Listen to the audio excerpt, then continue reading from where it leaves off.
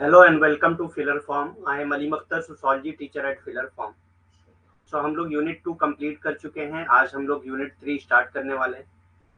2 minute wait करते हैं, सारे लोग ज्वाइन कर लें, उसके बाद स्टार्ट करते हैं।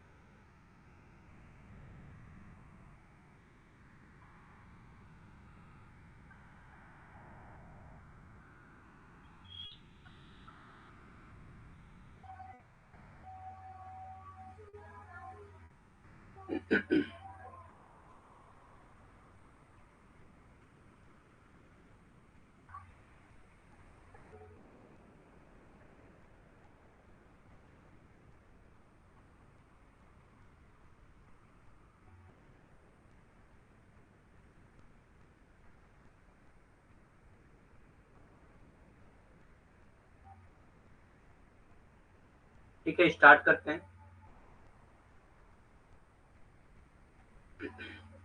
सो एक अनाउंसमेंट है, अभी 20% ऑफ चल रहा है। फिलर फॉर्म के सारे कोर्सेज पे 20% आपको ऑफ मिलेगा, जिसमें आपको एक बुक भी फ्री मिल रही है जो फर्स्ट पेपर की सॉल्व पेपर है। उसकी फ्री बुक आपको मिलेगी, उसके साथ साथ 20% डिस्काउंट मिलेगा अगर आप जो है 9 सितंबर से 13 सितंबर तक ज्वाइन करते हैं। तो यानी कि अब अभी आज 11 सितंबर है, कल और परसों तक ऑफर है ये। ठीक। सो 6 मंथ में अगर आप एक पेपर लेते हैं तो 6 मंथ के लिए 1641 रुपए का कोर्स है, और अगर 3 मंथ के लिए आप लेते हैं तो सिर्फ एक पेपर के लिए 1231 रुपए का कोर्स है। और 6 मंथ के लिए दोनों कोर्स अगर आप लेते हैं तो 2462 रुपए का कोर्स पड़ेगा आपका। और 3 मंथ के लिए अगर आप लेते हैं कोर्स दोनों पेपर के लिए तो 1641 रुपए पड़ेगा टोटल। आपको मिशन JRF कोड यूज करना है, जिससे आपको 20% का डिस्काउंट मिल जाएगा। ठीक। तो जिन्होंने नहीं ज्वाइन किया है उनके लिए अच्छा ऑफर है, ज्वाइन कर सकते हैं।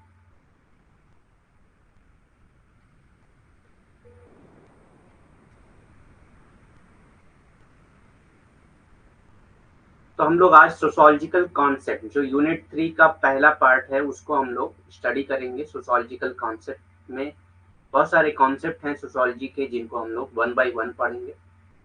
ठीक। तो सबसे पहले आता है सोशल स्ट्रक्चर। अब ये सोशल स्ट्रक्चर क्या है? सामाजिक संरचना।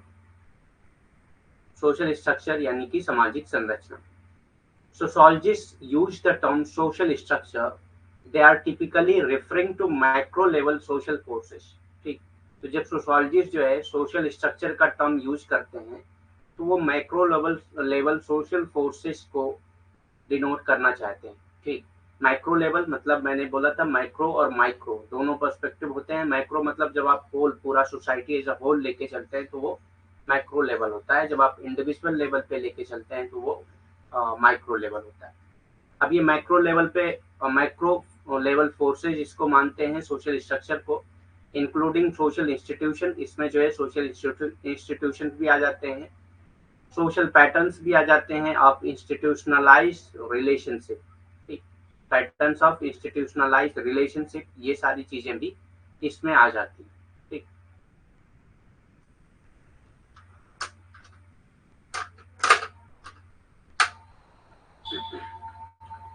समाजशास्त्री सामाजिक संरचना शब्द का उपयोग करते हैं। तो जो समाजशास्त्री हैं वो सामाजिक संरचना शब्द का उपयोग करते हैं।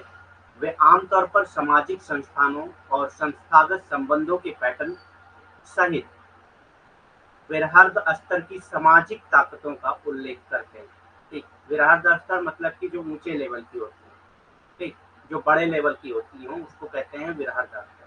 तो जब भी समाजशास्त्री जो है सामाजिक संरचना का शब्द यूज करते हैं तो वो जो है ऐसे संस्थानों का को डिनोट करने की कोशिश करते हैं जो वृहद स्तर की होती है। ठीक।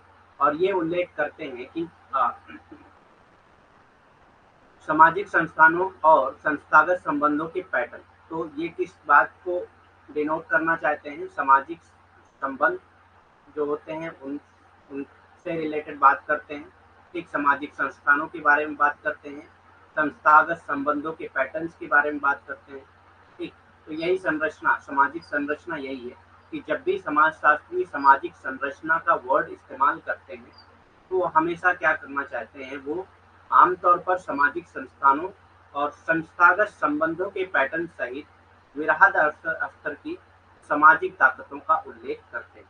ठीक, विरासत स्तर की सामाजिक ताकतों का उल्लेख करते हैं। Social structure is organized set of social institution. अब सोशल स्ट्रक्चर क्या है? Social structure is organized set of social institution. Organize set of social institution यानी कि ऐसा इंस्टीट्यूशन जो ऑर्गेनाइज सेट होता हो। ठीक, organize set of social institution and patterns of institutionalized relationship. ठीक, तो वही चीज है जो हम लोगों ने पहले पेज पे पढ़ा है कि सोशल स्ट्रक्चर में तो हम क्या चीजों को पढ़ते हैं, किस चीजों की स्टडी करते हैं कि किस तरह से सोशल इंस्टीट्यूशंस ऑर्गेनाइज्ड हैं और क्या पैटर्न है इंस्टीट्यूशनलाइज्ड रिलेशनशिप का दैट टुगेदर कंपोज सोसाइटी, जो ये दोनों मिलकर जो है सोसाइटी बनाते हैं। ठीक, तो इनके बारे में हम लोग स्टडी करते हैं। सामाजिक संरचना सामाजिक संस्थानों और संस्थागत संबंधों के पैटर्न का संगठित समूह है जो मिलकर समाज निर्माण करते हैं। ठीक, तो सामाजिक संरचना क्या है? सामाजिक संस्थानों और संस्थागत संबंधों के पैटर्न का संगठित समूह। ठीक, मतलब कि सामाजिक संस्थान जो है और संस्थागत संबंध के पैटर्न का संगठित समूह। ठीक, संगठित मतलब जो संगठित तरीके से बनाया गया हो। तो सामाजिक संगठन कैसे बनते हैं, किस तरह से संगठित होते हैं, या जो पैटर्न्स हैं सामाजिक और संस्थागत संबंधों के जो पैटर्न्स हैं उनको कैसे संगठित किया जाता है, इन सब की स्टडी जो है हम लोग सामाजिक संरचना में करते हैं। ठीक, social structure is both a product of social interaction and directly determines it. ठीक, तो सोशल स्ट्रक्चर क्या है? सोशल इंटरेक्शन का प्रोडक्ट भी है और सोशल इंटरेक्शन को डिटरमाइन भी करता है सोशल स्ट्रक्चर। मतलब किस तरह से सोशल इंटरेक्शन होगा ये सोशल स्ट्रक्चर ही बताता है और उसी का प्रोडक्ट भी होता है। तो सामाजिक संरचना सामाजिक संपर्क का एक उत्पाद है। एक सामाजिक संरचना सामाजिक संपर्क का एक उत्पाद है और इसे सीधे निर्धारित करती है। मतलब कि जो सामाजिक संपर्क है उसको कौन निर्धारित करता है? उसको सामाजिक संरचना ही निर्धारित करती है और सामाजिक संरचना भी जो है सामाजिक संपर्क का भी उत्पाद होती है। तो एक तरह से बाइलेटरल रिलेशनशिप होता है। ठीक, द्विधारी रिलेशनशिप होता है कि सामाजिक संरचना किस वजह से बन रही है? सामाजिक संपर्क की वजह से। और सामाजिक संपर्क क्यों होता है? ये सामाजिक संरचना ही निर्धारित करती है कि सामाजिक संपर्क कैसा होगा।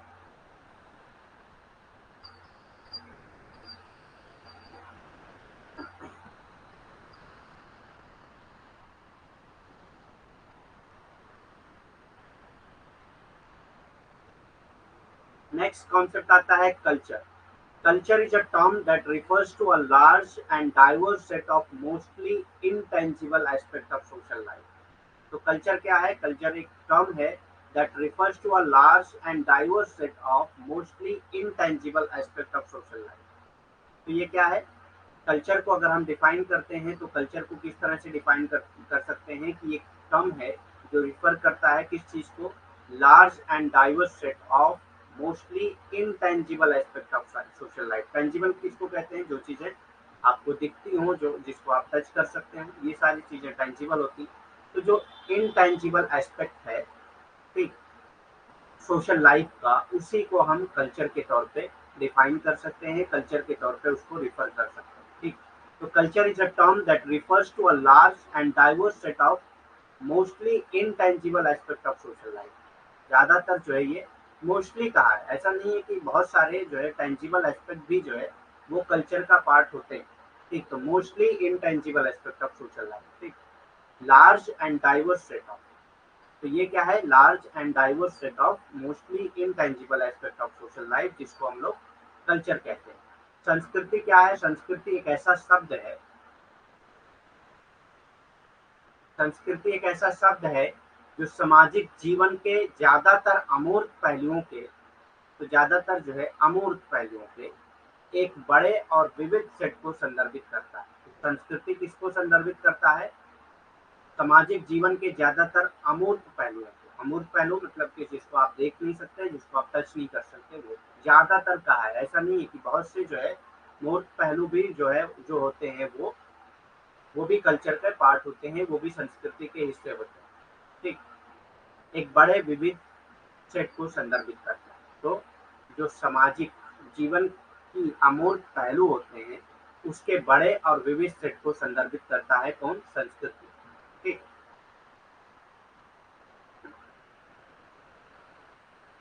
according to sociologists, culture consists of the values, belief systems of language, communication, and practices that people share in common and that can be used to define them as a collective. ठीक, according to sociologists, sociologists के according, culture consists of values. culture में क्या क्या चीजें आ जाती हैं? consist of मतलब कि क्या चीजें उसमें होती हैं।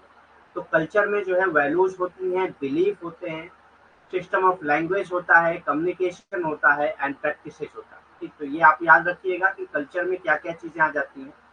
तो कल्चर में वैल्यूज आता है, बिलीफ आता है, सिस्टम ऑफ लैंग्वेज आता है, कम्युनिकेशन आता है एंड प्रैक्टिसेस आता है। ठीक, that people share in common and that can be use to define them as a collective. ठीक, और इसको जो है आप यूज कर सकते हैं किस तरह से डिफाइन करने के लिए? As collective. कलेक्टिव मतलब सबका हो। ठीक, सारे लोगों का एक समूह के तौर पे, सामूहिक। ठीक, तो according to sociologist culture consist of the values, belief, system of language, communication and practices that people share in common. जो पीपल जो है आपस में शेयर करते हैं कॉमन तरीके से। कॉमन तरीके से मतलब सारे लोगों का कल्चर जो, सारे लोगों का जो है values, belief, system of language, communication, practices, वो सारी चीजें जो है सेम होती है and that can be use to define them as a collective, जिसको आप यूज कर सकते हैं कलेक्टिव के तौर पर डिफाइन करने के लिए। समाज शास्त्रियों के अनुसार संस्कृति में मूल, विश्वास, भाषा की प्रणाली, संचार और प्रथाएं शामिल होती हैं। एक भाषा की प्रणाली, संचार और भाषा प्रथाएं शामिल होती हैं जिन्हें लोग साझा करते हैं, जिन्हें लोग आपस में साझा करते हैं और जिनका उपयोग उन्हें एक सामूहिक के रूप में परिभाषित करने के लिए किया जा सकता है। ठीक, तो समाज शास्त्रियों के अनुसार अगर हम देखें तो संस्कृति क्या है? आपका मूल, विश्वास, भाषा की प्रणाली, संचार और प्रथाएं जो लोग आपस में साझा करते हैं। आपस में साझा करना मतलब कि सारे लोगों का सेम होता है। ठीक, उनकी उनके मूल्य क्या होंगे, उनकी भाषा क्या होगी, उनके विश्वास क्या होंगे, उनके जो है संचार या मतलब हाँ प्रथाएं कौन कौन सी होती, ये सब आपस में वो लोग साझा करते हैं। और संस्कृति का इस्तेमाल हम लोग किस लिए कर सकते हैं? एक सामूहिक के रूप में परिभाषित करने के लिए कर सकते हैं। ठीक, एक सामूहिक के रूप में जो है हम इन सब चीजों को, जो मूल है, विश्वास है, भाषा की प्रणाली है, संचार है और प्रथाएं हैं, इन सब का इस्तेमाल जो है हम लोग सामूहिक के रूप में परिभाषित करने के लिए कर सकते हैं।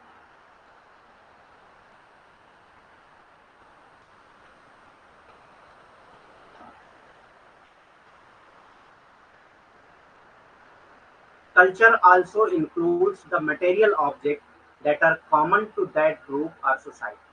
ठीक, तो कल्चर में जो है ऐसा नहीं है कि सिर्फ इनटेंजिबल आइटम्स ही आते हैं, इसमें जो है मटेरियल ऑब्जेक्ट भी आते हैं। ठीक, इसमें मटेरियल ऑब्जेक्ट भी आते हैं जो उस ग्रुप के या सोसाइटी के लिए कॉमन होते हैं। ठीक, मतलब एक मटेरियल ऑब्जेक्ट जिसको उस ग्रुप या सोसाइटी ने आपस में कॉमन माना होता है। ठीक, मतलब कि सारे लोगों का बिलीफ होता है उस मटेरियल ऑब्जेक्ट पे, तो उसको भी कल्चर में इंक्लूड कर लिया जाता है। संस्कृति में वो वे भौतिक वस्तुएं भी शामिल हैं जो उस समूह या समाज के लिए समान है। ठीक, तो जो उस समूह या समाज के लिए समान चीजें होती हैं वो ऐसी भौतिक वस्तुएं भी संस्कृति में शामिल होती हैं। ठीक, तो ऐसी भौतिक वस्तुएं भी संस्कृति में शामिल होती हैं। वॉइस कम आ रही है?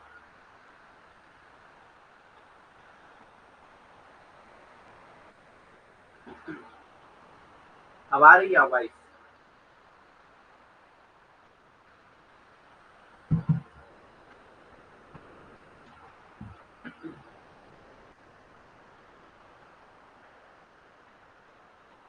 वॉइस क्लियर है अब?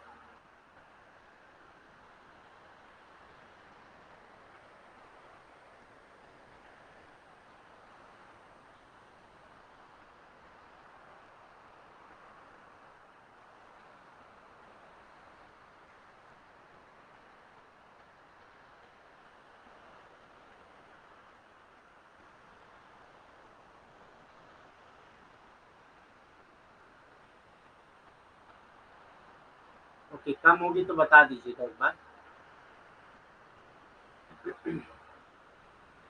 तो संस्कृति में वो भौतिक वस्तुएं भी शामिल हैं जो उस समूह या समाज के लिए समान होती हैं। ठीक, तो ऐसी भौतिक वस्तुएं जो उस समूह या समाज के लिए समान होती हैं, वो सारी चीजें भी संस्कृति में आ जाती है। तो मैंने पहले ही बताया कि सिर्फ इंटेंजिबल चीजें यानी कि अमूर्त चीजें ही नहीं होती है कल्चर का पार्ट, बल्कि टेंजिबल यानी कि मूर्त चीजें भी कल्चर का पार्ट होती हैं। ठीक, culture is distinct from social structure. तो कल्चर जो है वो सोशल स्ट्रक्चर से अलग है and economic aspect of society, और इकोनॉमिक एस्पेक्ट ऑफ सोसाइटी से भी अलग है। But it is connected to them, लेकिन ये इनसे जुड़ा हुआ होता है। ठीक, ऐसा नहीं है कि कल्चर जो है वो सोशल स्ट्रक्चर से अलग होता है या इकोनॉमिक एस्पेक्ट से अलग होता है। हो सकता है कि इकोनॉमिक एस्पेक्ट की वजह से ही वो कल्चर वजूद में आया हो, या कल्चर की वजह से ही वो इकोनॉमिक एस्पेक्ट वजूद में आया हो। दोनों चीजों का एग्जिस्टेंस जो है एक दूसरे पे डिपेंड करता है। ठीक, तो कल्चर क्या है? एक distinct form of social structure. तो कल्चर जो है वो सोशल स्ट्रक्चर से कैसे अलग होता है या इकोनॉमिक एस्पेक्ट से अलग होता है, लेकिन वो जो है उनसे जुड़ा हुआ है। ठीक, वो उनसे जुड़ा हुआ होता है, both continuously informing them and being informed bye them.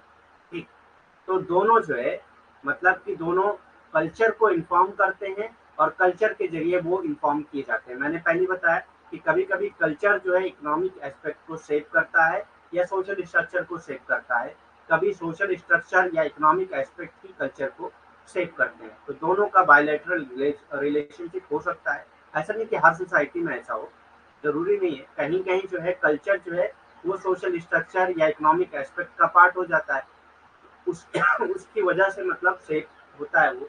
लेकिन कहीं कहीं जो है कल्चर की वजह से ही सोशल स्ट्रक्चर और इकोनॉमिक एस्पेक्ट का को शेप दिया जाता है। ठीक, तो सांस्कृतिक सामाजिक संरचना और समाज के आर्थिक पहलुओं से अलग है। ठीक, संस्कृति जो है वो सामाजिक संरचना और समाज के आर्थिक पहलुओं से अलग होता है। ठीक, समाज के आर्थिक पहलुओं से अलग होता है, लेकिन ये उनसे जुड़ा हुआ होता है। ठीक, आर्थिक पहलुओं से या सामाजिक संरचना से तो अलग होता है, लेकिन उनसे हमेशा जुड़ा हुआ होता है। दोनों लगातार उन्हें सूचित कर रहे हैं और उनके द्वारा सूचित किए जा रहे हैं। ठीक, तो दोनों लगातार क्या करते हैं? कल्चर को यानी कि संस्कृति को सूचित करते हैं, या कल्चर के जरिए या संस्कृति के जरिए जो है वो सूचित किए जा रहे होते हैं। ठीक, या संस्कृति को सूचित करते हैं या संस्कृति के जरिए सूचित किए जा रहे होते हैं। तो मैंने बोला कि कभी कभी जो है संस्कृति का प्रभाव होता है सामाजिक संरचना के गठन में या समाज के आर्थिक पहलुओं में, लेकिन कभी कभी जो है समाज की जो संरचना है या समाज के आर्थिक पहलू हैं, वही जो है संस्कृति को ही शेप देते हैं। ठीक,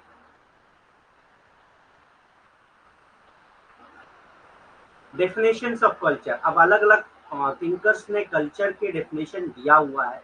ठीक, तो हम लोग देख लेते हैं कौन कौन से थिंकर्स ने, कौन कौन से सोशोलॉजिस्ट ने कल्चर को डिफाइन किया है, क्योंकि कभी कभी जो है आपके एग्जाम में कल्चर से रिलेटेड जो डेफिनेशंस होती हैं उसी को उठा के पूछ लिया जाता है कि ये किसके डेफिनेशन है। ठीक, द कल्चरल एंथ्रोपोलॉजिस्ट, तो the cultural anthropologist Edward Burnett Tyler.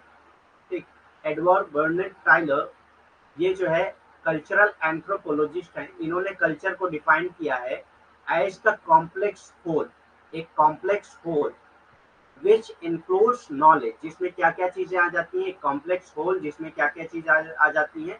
Knowledge, belief, art, law, morals, custom, and any other capabilities acquired by man as a member of society। तो ये कहते हैं कि कल्चर एक ऐसा होल पार्ट है, मतलब एक ऐसा होल है, एक ऐसा कॉम्प्लेक्स होल है जिसमें knowledge, belief, art, law, moral, custom या दूसरी ऐसी चीजें जो एक मेंबर ऑफ सोसाइटी रहने में एक इंडिविजुअल को जरूरी होता है उस कैपेबिलिटी को एक्वायर करने के लिए, एक मेंबर ऑफ सोसाइटी बनने के लिए, वो सारी चीजें किस में आ जाती हैं? कल्चर में आ जाती है। ठीक, तो कल्चर में knowledge, belief, art, law, moral, custom, ये या वो सारी कैपेबिलिटीज जो एक मेंबर ऑफ सोसाइटी रहने के लिए जरूरी होता है, वो सब कल्चर में आ जाता है। इस तरह की डेफिनेशन किसने दिया है? एडवर्ड बर्नेट टाइलर ने दिया है। तो आपको ये सारी डेफिनेशन किसने दिया है और उसमें क्या क्या वर्ड यूज किए गए हैं, क्या क्या चीजें हैं, अगर आप की वर्ड से भी याद रखेंगे तो आपको याद रहेगा। ठीक, संस्कृति की परिभाषा। सांस्कृतिक मनोविज्ञानी, तो सांस्कृतिक मनोविज्ञानी एडवर्ड बर्नेट टाइलर ने संस्कृति को जटिल संपूर्णता के रूप में, तो इन्होंने कहा कि संस्कृति क्या है? एक जटिल संपूर्णता है, हाँ ठीक, जिसमें ज्ञान, विश्वास, कला, कानून, नैतिकता, रीति रिवाज और समाज के सदस्य के रूप में मनुष्य द्वारा प्राप्त की गई अन्य क्षमताएं शामिल हैं। ठीक, तो ये कहते हैं कि संस्कृति क्या है? एक जटिल संपूर्णता है जिसमें क्या क्या चीजें आ जाती हैं? ज्ञान आता है, जिसमें ज्ञान आता है, विश्वास है, कला है, कानून है, नैतिकता है, रीति रिवाज है, ये सारी चीजें आ जाती हैं उसमें। और समाज के सदस्य के रूप में मनुष्य द्वारा प्राप्त की गई अन्य क्षमताएं हैं। मतलब कि एक समाज का सदस्य रहते हुए वो बहुत सारी चीजें ऐसी, बहुत सारी ऐसी क्षमताएं प्राप्त करता है, वो सारी चीजें किसमें आ जाती हैं? संस्कृति में आ जाती हैं, according to Edward Burnett Tylor. ठीक, एडवर्ड बर्नेट टाइलर के मुताबिक अगर हम देखते हैं तो वो सारी चीजें जो इंसान, एक मनुष्य मनुष्य जो है एक सामाजिक सदस्य रहने के लिए जो जो क्षमताएं अपनाता है, वो उसका ज्ञान, विश्वास, कला, कानून, नैतिकता, रीति रिवाज सब जो है उसकी संस्कृति में आ जाता है। ठीक,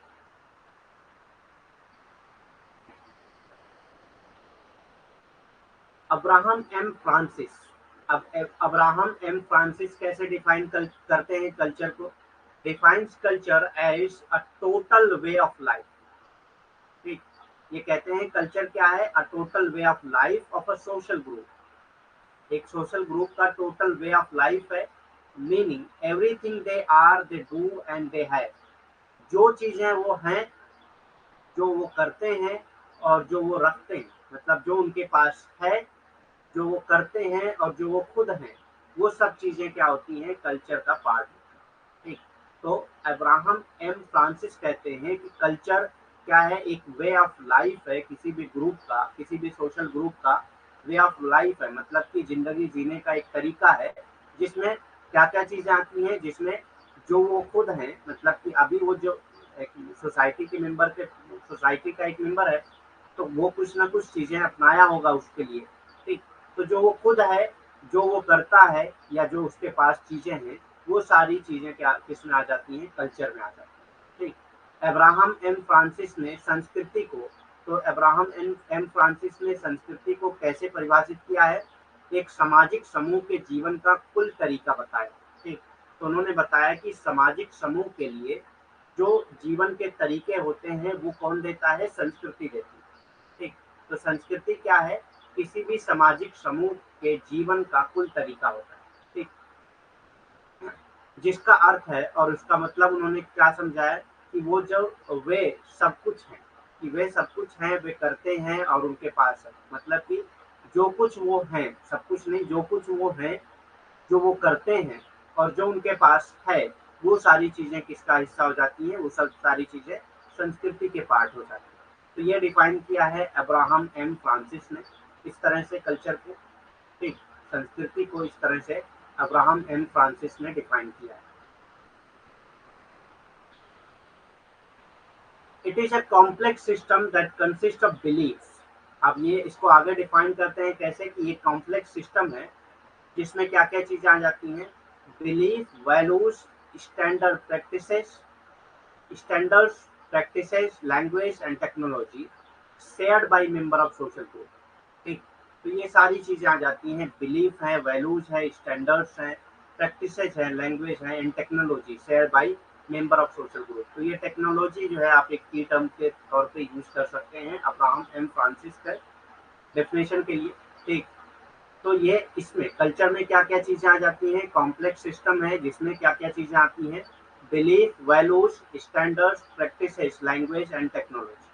तो ये सारी चीजें according to Abraham M M जो है, अब्राहम एम फ्रांसिस के द्वारा जो है ये जो डिफाइन किया गया है कल्चर, उसमें ये सारी चीजें आ जाती हैं। जो भी member of group, social group या सोसाइटी जो है उसको शेयर करते हैं। ठीक। ये एक जटिल प्रणाली है जिसमें एक सामाजिक समूह के सदस्यों द्वारा साझा किए गए, तो संस्कृति क्या है, एक जटिल प्रणाली है जिसमें सामाजिक समूह के सदस्यों द्वारा साझा किए गए विश्वास, मूल्य, मानक, अभ्यास, भाषा और तकनीकी शामिल। ठीक। विश्वास, मूल्य, मानक, अभ्यास, भाषा और तकनीक शामिल है। तो ये सारी चीजें किसमें आ जाती हैं, संस्कृति में आ जाती है। ठीक। रॉल्फ लिंटन ने कैसे डिफाइन किया है कल्चर को, Ralph Linton states a culture is an organized group of learned responses. ठीक। तो कल्चर क्या है, organized group of learn responses है, मतलब कि जो लर्न रिस्पॉन्सेज है, जो भी रिस्पॉन्सेज हम लोग सीखते हैं उसका एक ऑर्गेनाइज्ड ग्रुप है जिसको क्या कहा जाता है, कल्चर कहा जाता है। Characteristics of a particular society, और ये जो है responses characteristics of a society, तो जो हम किसी सोसाइटी के, किसी पर्टिकुलर सोसाइटी के लर्न रिस्पॉन्सेज कैरेक्टरिस्टिक को जो ऑर्गेनाइज करते हैं उसी को हम लोग रॉल्फ लिंटन ने जो है कल्चर कहा है। ठीक। रॉल्फ लिंटन कहते हैं संस्कृति किसी विशेष समाज की सीखी हुई, तो संस्कृति क्या है, किसी विशेष समाज की सीखी हुई प्रतिक्रियाओं का एक संगठित समूह। ठीक। किसी विशेष समाज की सीखी हुई प्रतिक्रियाओं का एक संगठित समूह, जिसको रॉल्फ लिंटन ने क्या कहा है, संस्कृति कहा। ठीक। जेम्स स्पार्डली स्टेट्स, तो जेम्स स्पार्डली कैसे कल्चर को डिफाइन करते हैं, culture is the acquired knowledge. तो कल्चर क्या है, एक्वायर्ड नॉलेज है, people use to interpret experience and generate behaviour.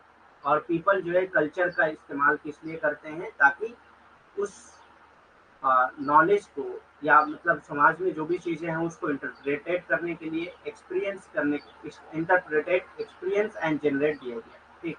Experience को इंटरप्रेट करने के लिए मतलब समझने के लिए, और बिहेवियर को जनरेट करने के लिए लोग जो है, इंडिविजुअल जो है वो कल्चर का इस्तेमाल करते हैं। जेम्स स्पार्डली कहते हैं संस्कृति वो ज्ञान है जिसे लोग अनुभव की व्याख्या करने और व्यवहार उत्पन्न करने के लिए उपयोग करते हैं। अनुभव की व्याख्या करने के लिए लोग संस्कृति का इस्तेमाल करते हैं, और अपने व्यवहार को उत्पन्न करने के लिए भी संस्कृति का इस्तेमाल करते हैं। ठीक। अपने व्यवहार को भी उत्पन्न करने के लिए संस्कृति का इस्तेमाल करते हैं। According to Robert Morrison MacIver, ठीक, रॉबर्ट मॉरिसन मैकाइवर के अकॉर्डिंग अगर देखा जाए तो कल्चर क्या है, culture is the expression of our nature. ठीक। कल्चर क्या है, expression of our nature in our modes of living.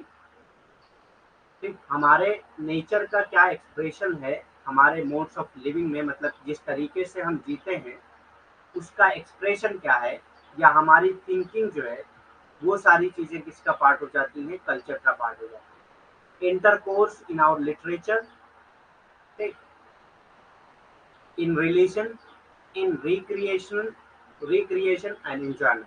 तो ये ज्यादातर, इसमें ज्यादातर इंटरकोर्स करता है कल्चर। तो कल्चर हमारे लिटरेचर में, हमारे रिलीजन में, हमारे रिक्रिएशनल एक्टिविटीज में, रिक्रिएशनल मतलब जो एंजॉयमेंट एक्टिविटीज होती है वो सारी चीजों में जो है कल्चर इंटरकोर्स करता है, मतलब उसमें शामिल होता है। ठीक। रॉबर्ट मॉरिसन मैकाइवर के अनुसार संस्कृति हमारे रहन सहन, तो रॉबर्ट मॉरिसन मैकाइवर के अनुसार क्या है, संस्कृति हमारे रहन सहन और हमारे सोचने के तरीके में हमारी प्रकृति की अभिव्यक्ति है। ठीक। तो हमारी प्रकृति की अभिव्यक्ति है किस चीज में, हमारे रहन सहन और हमारे सोचने के तरीके में, हमारे साहित्य में, धर्म में, मनोरंजन में और आनंद में संभोग करते हैं। ठीक, मतलब उसमें ये उसको मतलब ये कह सकते हैं कि उसको अफेक्ट करते हैं। ठीक, हमारे साहित्य में, धर्म में, मनोरंजन में या आनंद में। ठीक, इन सारी चीजों में कल्चर जो है वो एक रोल अदा करता है। ठीक,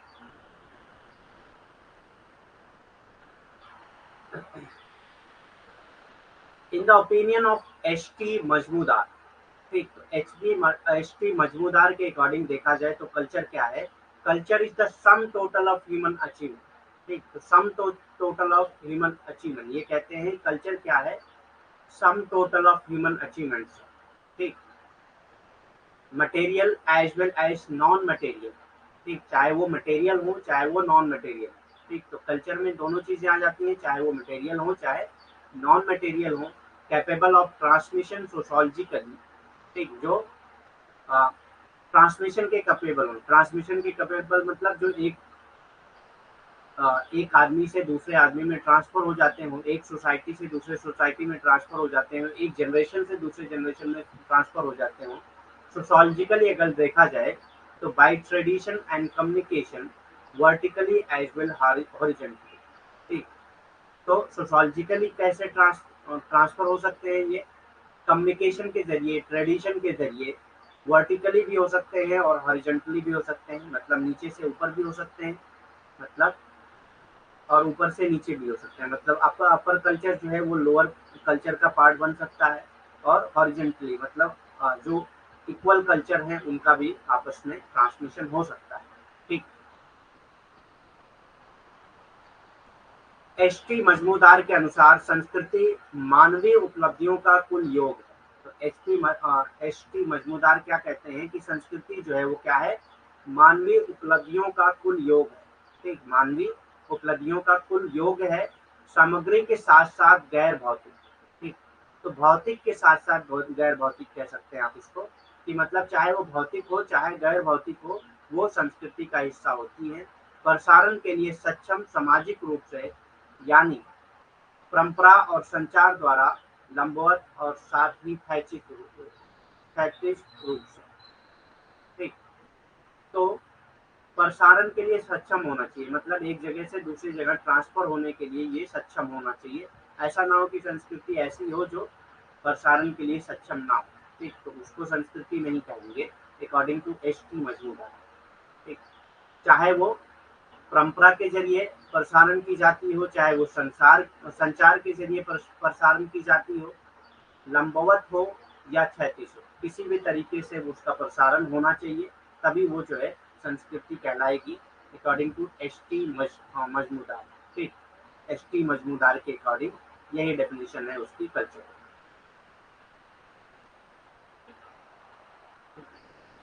अमेरिकन एंथ्रोपोलॉजिस्ट ए एडमसन हेबल स्टेट्स। तो ए एडमसन हेबल कैसे डिफाइन करते हैं कल्चर को? Culture is the sum total of integrated learn behaviour. तो ये कहते हैं sum total of integrated learn behaviour, मतलब जो इंटीग्रेटेड लर्न बिहेवियर है या पैटर्न है, which are characteristics of the members of the society, जो सोसाइटी के मेंबर्स की कैरेक्टरिस्टिक्स होती हैं, and which are therefore not the result of biological inheritance, जो है बायोलॉजिकल इनहेरिटेंस नहीं होते हैं। तो आप ये एक पॉइंट जो है आप हर डेफिनेशन से उठा सकते हैं। अब इसमें से इस डेफिनेशन से आप जो है बायोलॉजिकल इनहेरिटेंस उठा सकते हैं कि कल्चर जो है आपको बायोलॉजिकली इनहेरिट नहीं होता, मतलब आप जो है माँ के पेट से कल्चर सीख के नहीं आते हैं। ठीक, आप सोसाइटी में जब समाज का पार्ट बन जाते हैं तब आप जाके कल्चर को सीखते हैं। आप कभी भी जो है बायोलॉजिकली जो है कल्चर को नहीं सीख पाते। ठीक, बायोलॉजिकली जो है कल्चर को नहीं सीखते हैं, मतलब कि आप ऐसा नहीं है कि आपका बायोलॉजिकल प्रोसेस से आप कल्चर को सीखते हैं, बल्कि ये जो है सोसाइटी का पार्ट होती है और सोसाइटी के जरिए जो है आप कल्चर को सीखते हैं। सोशली इनहेरिटेंस होता है। ठीक, बायोलॉजिकली नहीं बल्कि सोशली कह सकते हैं। अमेरिकी मानवविज्ञानी ई एडमसन हॉवेल कहते हैं संस्कृति एकीकृत सीखे हुए व्यवहार पैटर्न का कुल योग है। एकीकृत सीखे हुए व्यवहार पैटर्न का कुल योग है, मतलब जो व्यवहार पैटर्न है उसका कुल योग है संस्कृति। जो एक समाज के सदस्यों की विशेषताएं होती हैं, ठीक।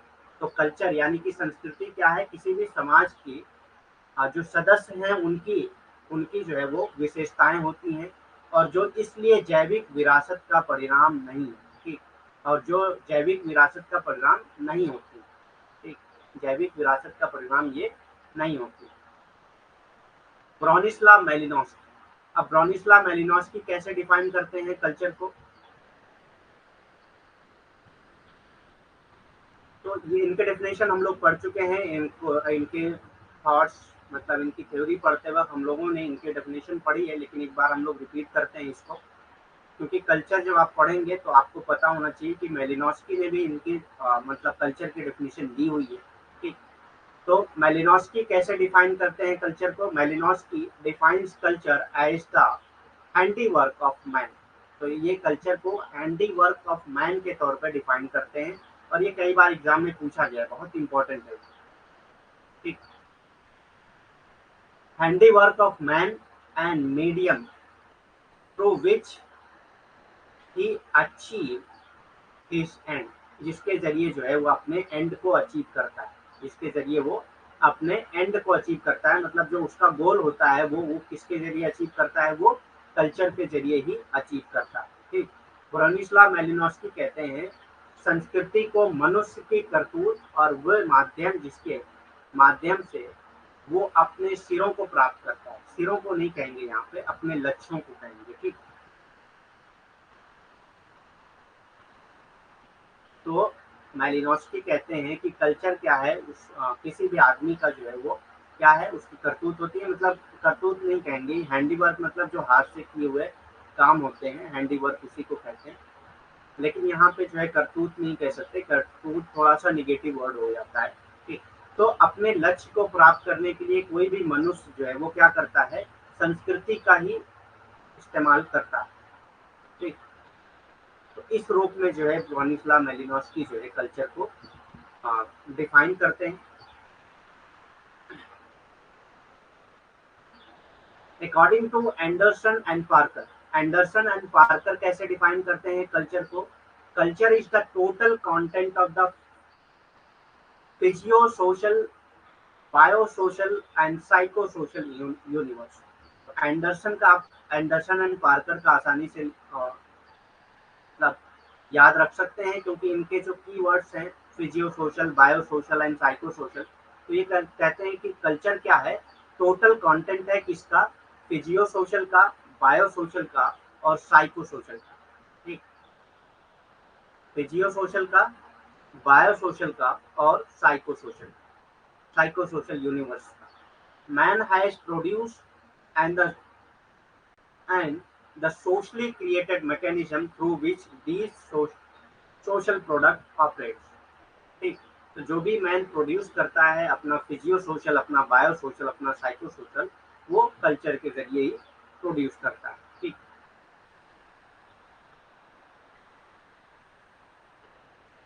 एंडरसन और पार्कर के अनुसार संस्कृति भौतिक सामाजिक, जैविक सामाजिक और मनोसामाजिक, ठीक। तो संस्कृति क्या है, भौतिक सामाजिक, जैव सामाजिक और मनोसामाजिक ब्रह्मांड की कुल सामग्री, ठीक। और मनोसामाजिक ब्रह्मांड की कुल सामग्री है जिसे मनुष्य ने उत्पन्न किया है, जिसे मनुष्य जो है खुद उत्पन्न करता है, और सामाजिक रूप से निर्मित तंत्र जिसके माध्यम से ये सामाजिक उत्पाद संचालित होते हैं। और समाज में कुछ ऐसे मैकेनिज्म होते हैं सोसाइटी में, या समाज में कुछ ऐसे निर्मित तंत्र होते हैं जो इन सब उत्पादों को संचालित करते हैं, मतलब उसको मेंटेन करते हैं, ठीक। तो एंडरसन एंड पार्कर जो है इस तरह से कल्चर को डिफाइन करते हैं। American sociologist Robert Robert Bierstedt कहते हैं culture is the complex whole, culture क्या है, कॉम्प्लेक्स होल है, दैट कंसिस्ट ऑफ, जिसमें क्या क्या चीजें आ जाती हैं, एवरीथिंग वी थिंक, जो भी हम सोचते हैं, हर चीज जो हम सोचते हैं, और हर चीज जो हम करते हैं, और हर चीज जो हमारे पास है एक मेंबर ऑफ सोसाइटी के तौर पे, वो सारी चीजें जो है कल्चर में आ जाती हैं, ठीक। तो अमेरिकी समाजशास्त्री रॉबर्ट बियरस्टेड कहते हैं, संस्कृति वो जटिल समग्रता है, संस्कृति वो जटिल समग्रता है जिसमें वो सब कुछ शामिल है जो हम सोचते हैं, और वो सब कुछ शामिल है जो हम करते हैं, और वो सब कुछ शामिल है जो समाज के सदस्य के रूप में हमारे पास है। ठीक, वो सारी चीजें किसमें आ जाती हैं? संस्कृति में आ जाती है। ठीक,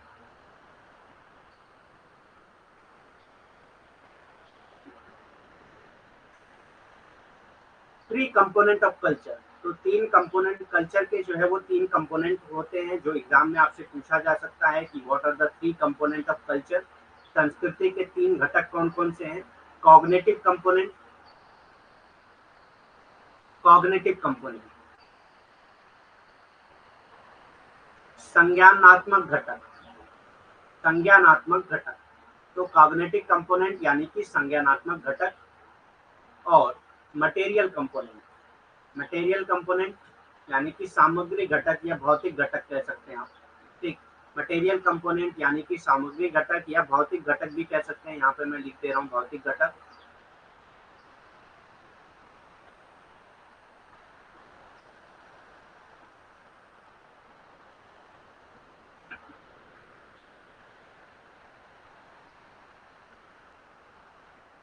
उसके बाद three aspect of culture, culture के तीन एस्पेक्ट कौन कौन से हैं? संस्कृति के तीन पहलू कौन कौन से हैं? तो यहाँ पे घटक थे संस्कृति के तीन घटक, और यहाँ पे संस्कृति के तीन पहलू।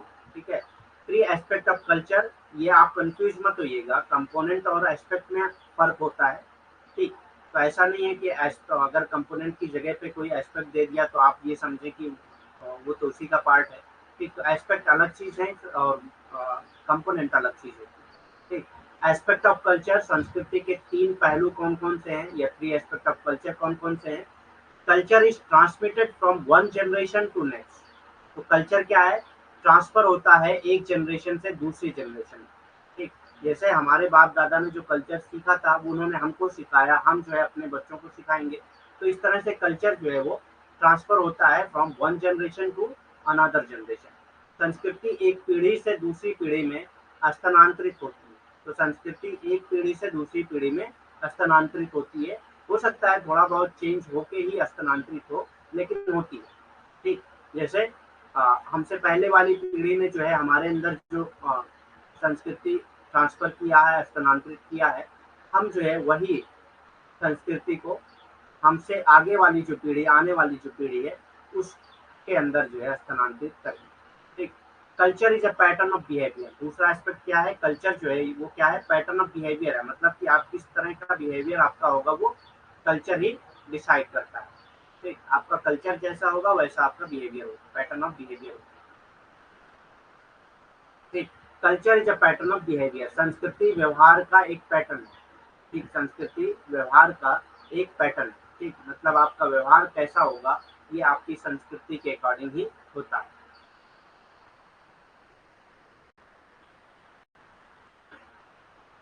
कल्चर इज लर्न, मतलब कल्चर को सीखा जाता है।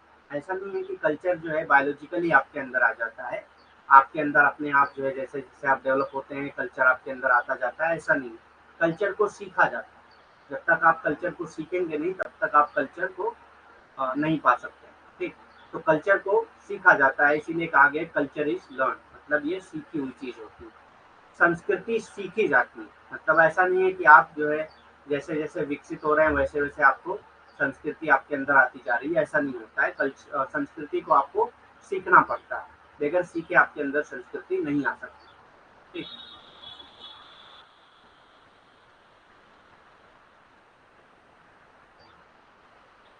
नेक्स्ट कॉन्सेप्ट आता है अकल्चरेशन। ये भी कल्चर का ही पार्ट है, अकल्चरेशन। अब अकल्चरेशन का मतलब क्या होता है? Acculturation is in present days, आज के दिनों में अगर अकल्चरेशन के बारे में देखा जाए तो is defined as the process, तो इसको ऐसे परिभाषित किया जाता है कि एक ऐसा प्रोसेस है विच a person or group from one culture comes to in contact with another culture। जब एक पर्सन या ग्रुप जो है एक कल्चर से दूसरे कल्चर के कांटेक्ट में आता है। ठीक, जब एक पर्सन या ग्रुप जो है एक कल्चर से दूसरे कल्चर के कांटेक्ट में आता है, adopting the values and practices of other. तो ये दूसरे कल्चर के वैल्यूज और प्रैक्टिस को अडॉप्ट कर लेता है। जैसे हमने पढ़ा है कि जो बाहर के लोग आए, आर्यंस वगैरह आए, मुगल्स आए, या मतलब मुस्लिम्स जो आए, वो सब जो है कुछ ना कुछ अपना कल्चर लेके आए, तो उनके कुछ कल्चरल बिलीफ और कुछ जो है प्रैक्टिसेस, कुछ वैल्यूज जो है यहाँ पे रहेगी, यहाँ के कल्चर में वो अभी घुल मिल गई। ठीक, तो अगर एक पर्सन या ग्रुप जो है अपने कल्चर से दूसरे कल्चर के कांटेक्ट में आता है और दूसरे कल्चर से वो कुछ वैल्यूज और प्रैक्टिसेस को अडॉप्ट कर लेता है, ठीक, while still retaining their own distinct identity। ऐसा नहीं है कि वो अपने सारे कल्चर को भूल जा रहा है, उसके कुछ वैल्यूज और कुछ प्रैक्टिसेस को लेकर जो है अपनी वैल्यूज और अपने प्रैक्टिसेस, अपने कल्चर को बचाए रखते हुए, ठीक, वो दूसरों के वैल्यूज, दूसरे के प्रैक्टिस को लेता है। जैसे कि हम लोग क्या कर रहे हैं, वेस्टर्न ड्रेसेस अगर पहनने लग रहे हैं तो क्या है, हम लोग वेस्टर्न कल्चर को अडॉप्ट कर रहे हैं, ठीक, लेकिन हम लोग अपना कल्चर तो भूल नहीं गए ना, अपना कल्चर तो हमारे पास है ही है। ठीक, तो जब आप अपना कल्चर को बचाए रखते हुए दूसरे के कल्चर की वैल्यूज या प्रैक्टिसेस को अडॉप्ट करते हैं, उसको क्या कहा जाता है, अकल्चरेशन कहा जाता है। ठीक, तो ये एक एक टर्म जो है वो एग्जाम में पूछा गया है, और कई बार पूछा गया, एक दो बार नहीं, कई बार पूछा गया, लगभग हर एग्जाम में पूछे जाते हैं। ठीक, संस्कृति संक्रमण क्या है? अब संक्रमण मतलब ही क्या होता है? संक्रमण मतलब ही होता है कि आप किसी चीज से प्रभावित हो जाए, ठीक, किसी चीज का प्रभाव आपके पास हो जाए। तो संस्कृतिकरण या संस्कृति संक्रमण क्या है? वर्तमान दिनों में, अगर आज के दिनों में देखा जाए तो उस प्रक्रिया के रूप में परिभाषित किया जाता है। तो संस्कृति संक्रमण जो है उस प्रक्रिया के रूप में परिभाषित किया जाता है जिसमें एक संस्कृति का एक व्यक्ति या समूह, जिसमें एक संस्कृति का एक व्यक्ति या समूह दूसरे संस्कृति के संपर्क में आता है, एक दूसरे संस्कृति के संपर्क में आता है। जैसे हम लोग अगर मान लेते हैं बाहर गए, वेस्टर्न कंट्रीज में गए, चाहे वो अमेरिका हो या अरब कंट्रीज हो, वहाँ पे हम लोग गए, वहाँ पे हमारा तो कल्चर बचा ही रहेगा, हमारे कल्चर जो हमारे अंदर है वो तो रहेगा ही, लेकिन उसके साथ साथ जो है हम अगर वेस्टर्न कल्चर को भी अडॉप्ट कर लेते हैं, ठीक, वेस्टर्न कल्चर को भी अडॉप्ट कर लेते हैं, उनके संस्कृति के संपर्क में आते हैं, तो उनके कुछ मूल्यों और प्रथाओं को अपना लेते हैं, ठीक, और अपनी पहचान को बनाए रखते हैं, मतलब अपना जो संस्कृति है उसको बनाए रखते हैं, सिर्फ कुछ मूल्य या प्रथाओं को अपनाते हैं। तो ऐसी ऐसी प्रक्रिया को क्या कहा जाता है? संस्कृति संक्रमण कहा जाता है। ऐसी प्रक्रिया को संस्कृति संक्रमण कहा जाता है।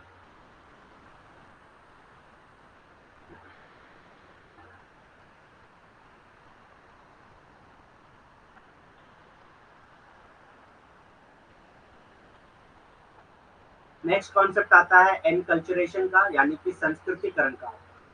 ठीक, एनकल्चरेशन यानी संस्कृतिकरण। अब ये एनकल्चरेशन या संस्कृतिकरण क्या होता है?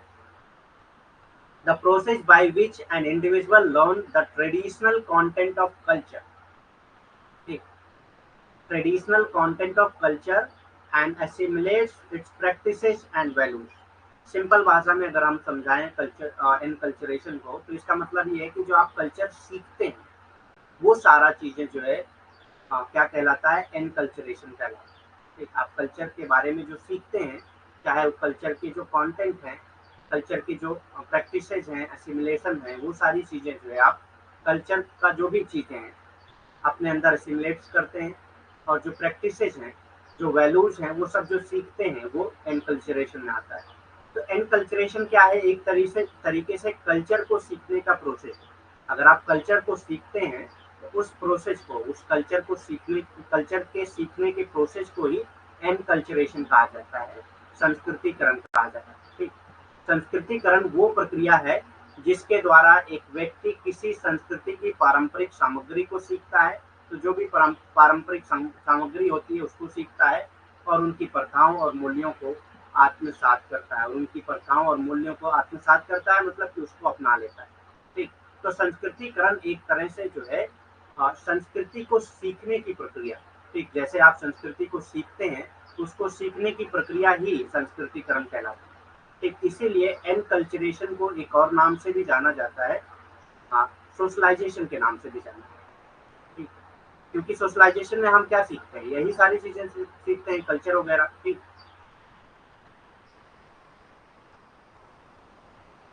सोशलाइजेशन, संस्कृतिकरण यानी कि सोशलाइजेशन।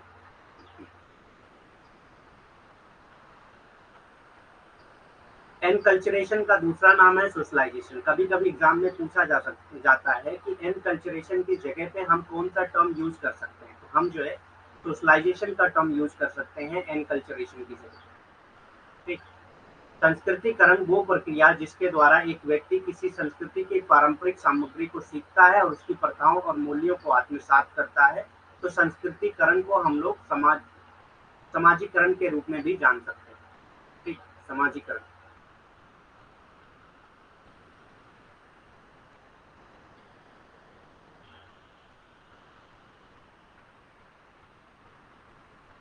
समाजीकरण के रूप में भी इसको जान सकते हैं। तो आपसे कभी कभी पूछ सकता है कि संस्कृति की जगह पे हम लोग, संस्कृतिकरण की जगह पे हम लोग कौन सा शब्द यूज कर सकते हैं, तो हम लोग समाजीकरण का शब्द यूज कर सकते हैं।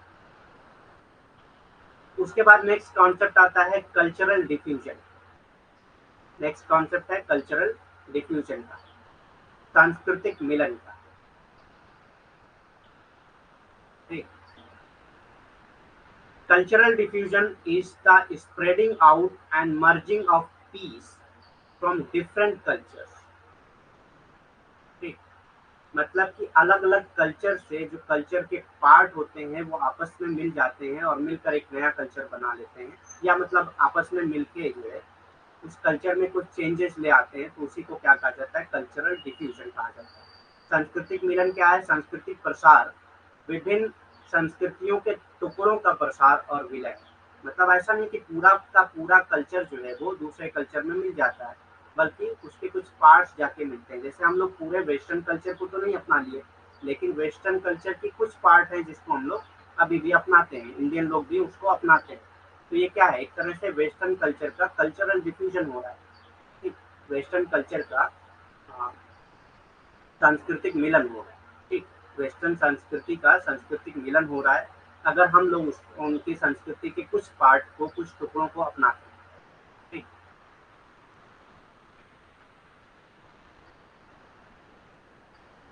These different cultures all have many diverse type of food। हमारे जो कल्चर हैं उनके पास कई डाइवर्स टाइप ऑफ फूड है, मतलब कि हर कल्चर में अलग अलग फूड पाए जाते हैं। आप देखेंगे कि अलग अलग कल्चर में अलग अलग टाइप के फूड होते हैं, फूड एक्टिविटीज होती हैं, मतलब कि जिस तरह से किस तरह से वो खाना खाएंगे, क्या खाएंगे, ये सारा उनके कल्चर में डिफाइन होता है। क्लॉथिंग, किस तरह के कपड़े पहनेंगे, इंडियन कल्चर में साड़ी हो सकती है, वेस्टर्न कल्चर में साड़ी नहीं हो सकती, ठीक। तो इस तरह से जो है क्लॉथ भी डिसाइड होता है, इवन लैंग्वेज भी डिसाइड होती है, ठीक। तो लैंग्वेज भी कल्चर के लिए डिसाइड होती है, that people love and enjoy every. तो लोग जो है उससे अपने कल्चर से प्यार करते हैं और अपने कल्चर को एंजॉय करते हैं हर दिन, ठीक। इन विभिन्न संस्कृतियों में कई तरह के भोजन, कपड़े और यहाँ तक की भाषाएं भी शामिल हैं, ठीक।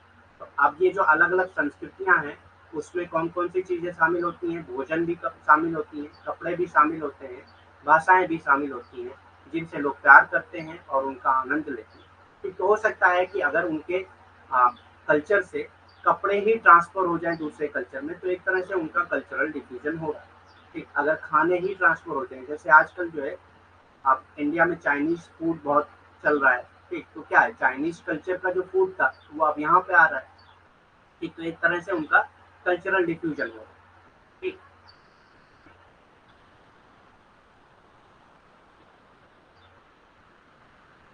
4 type of cultural diffusion, 4 type के कल्चरल डिफ्यूजन कौन कौन से हैं, 4 प्रकार के सांस्कृतिक प्रसार कौन कौन से हैं।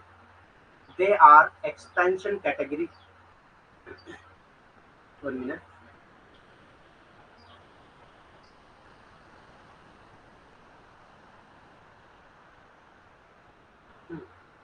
4 टाइप ऑफ कल्चरल डिफ्यूजन, 4 प्रकार के सांस्कृतिक प्रसार कौन से हैं, तो ये आप याद रखिएगा। पहला है expansion, contagious, hierarchical, stimulus and relocation. Relocation, diffusion. तो इस तरह से 4 तरीके से कल्चरल डिफ्यूजन होता है, एक्सपेंशन के जरिए, कॉन्टेजियस के जरिए, हायरार्कियल के जरिए, या स्टिमुलस और रीलोकेशन के जरिए। 4 प्रकार के सांस्कृतिक प्रसार कौन कौन से हैं? संक्रामक, जो मतलब संक्रमण के जरिए होता है, संक्रामक, पदानुक्रमिक, उत्तेजना और स्थानांतरण प्रसार। ठीक, तो ये सारी चीजें हैं सांस्कृतिक प्रसार में आती हैं, 4 तरह की। ठीक, नेक्स्ट कॉन्सेप्ट आता है जो कल्चर का ही है, एथनोसेंट्रिज्म, प्रजाति केंद्रिता। ये भी बहुत इंपॉर्टेंट है, बहुत बार एग्जाम में पूछा गया है एथनोसेंट्रिज्म। ठीक, एथनोसेंट्रिज्म, प्रजाति केंद्रिता क्या होती है? Ethnocentrism is the measuring and judging of one culture by another culture.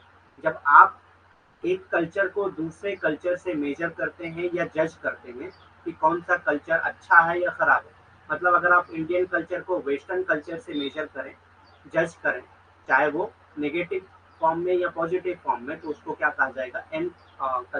Ethnocentrism कहा जाएगा। ठीक, प्रजाति केंद्रिता किसको कहते हैं?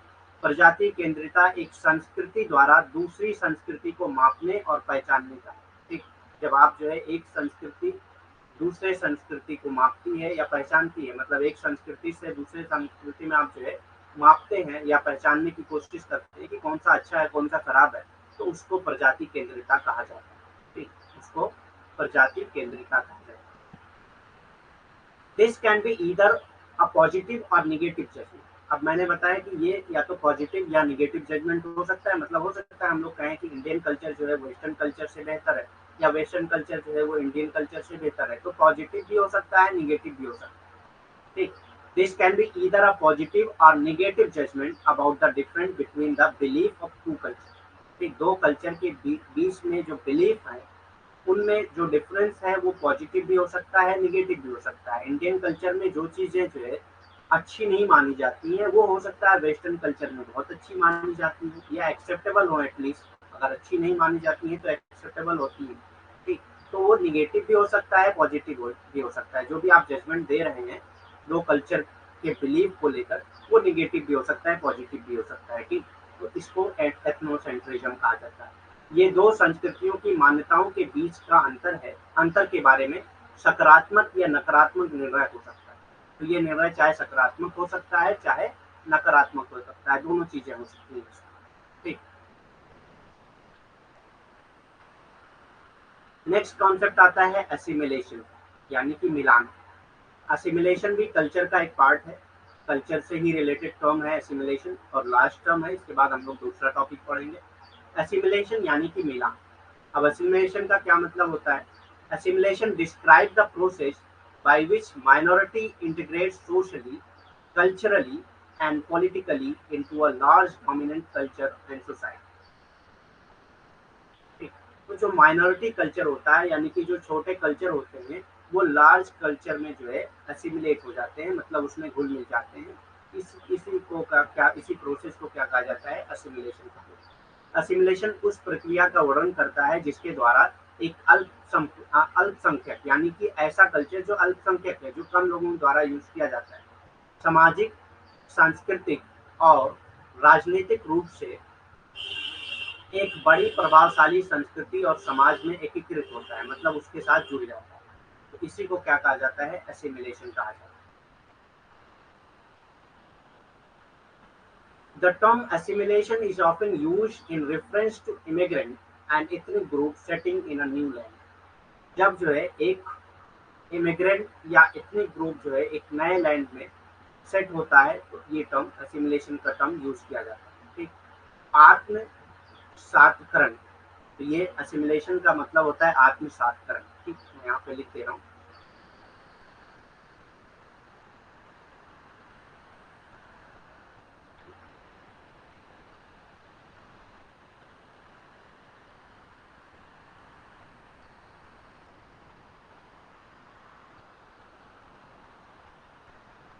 आत्मसातकरण, आत्मसातकरण शब्द का प्रयोग अक्सर नई भूमि में बसने वाले अप्रवासियों और जातीय समूह के संदर्भ में किया जाता है। ठीक, जो नई भूमि में जाकर बस जाते हैं, फिर वहाँ पे अपने कल्चर को फैलाते हैं। ठीक,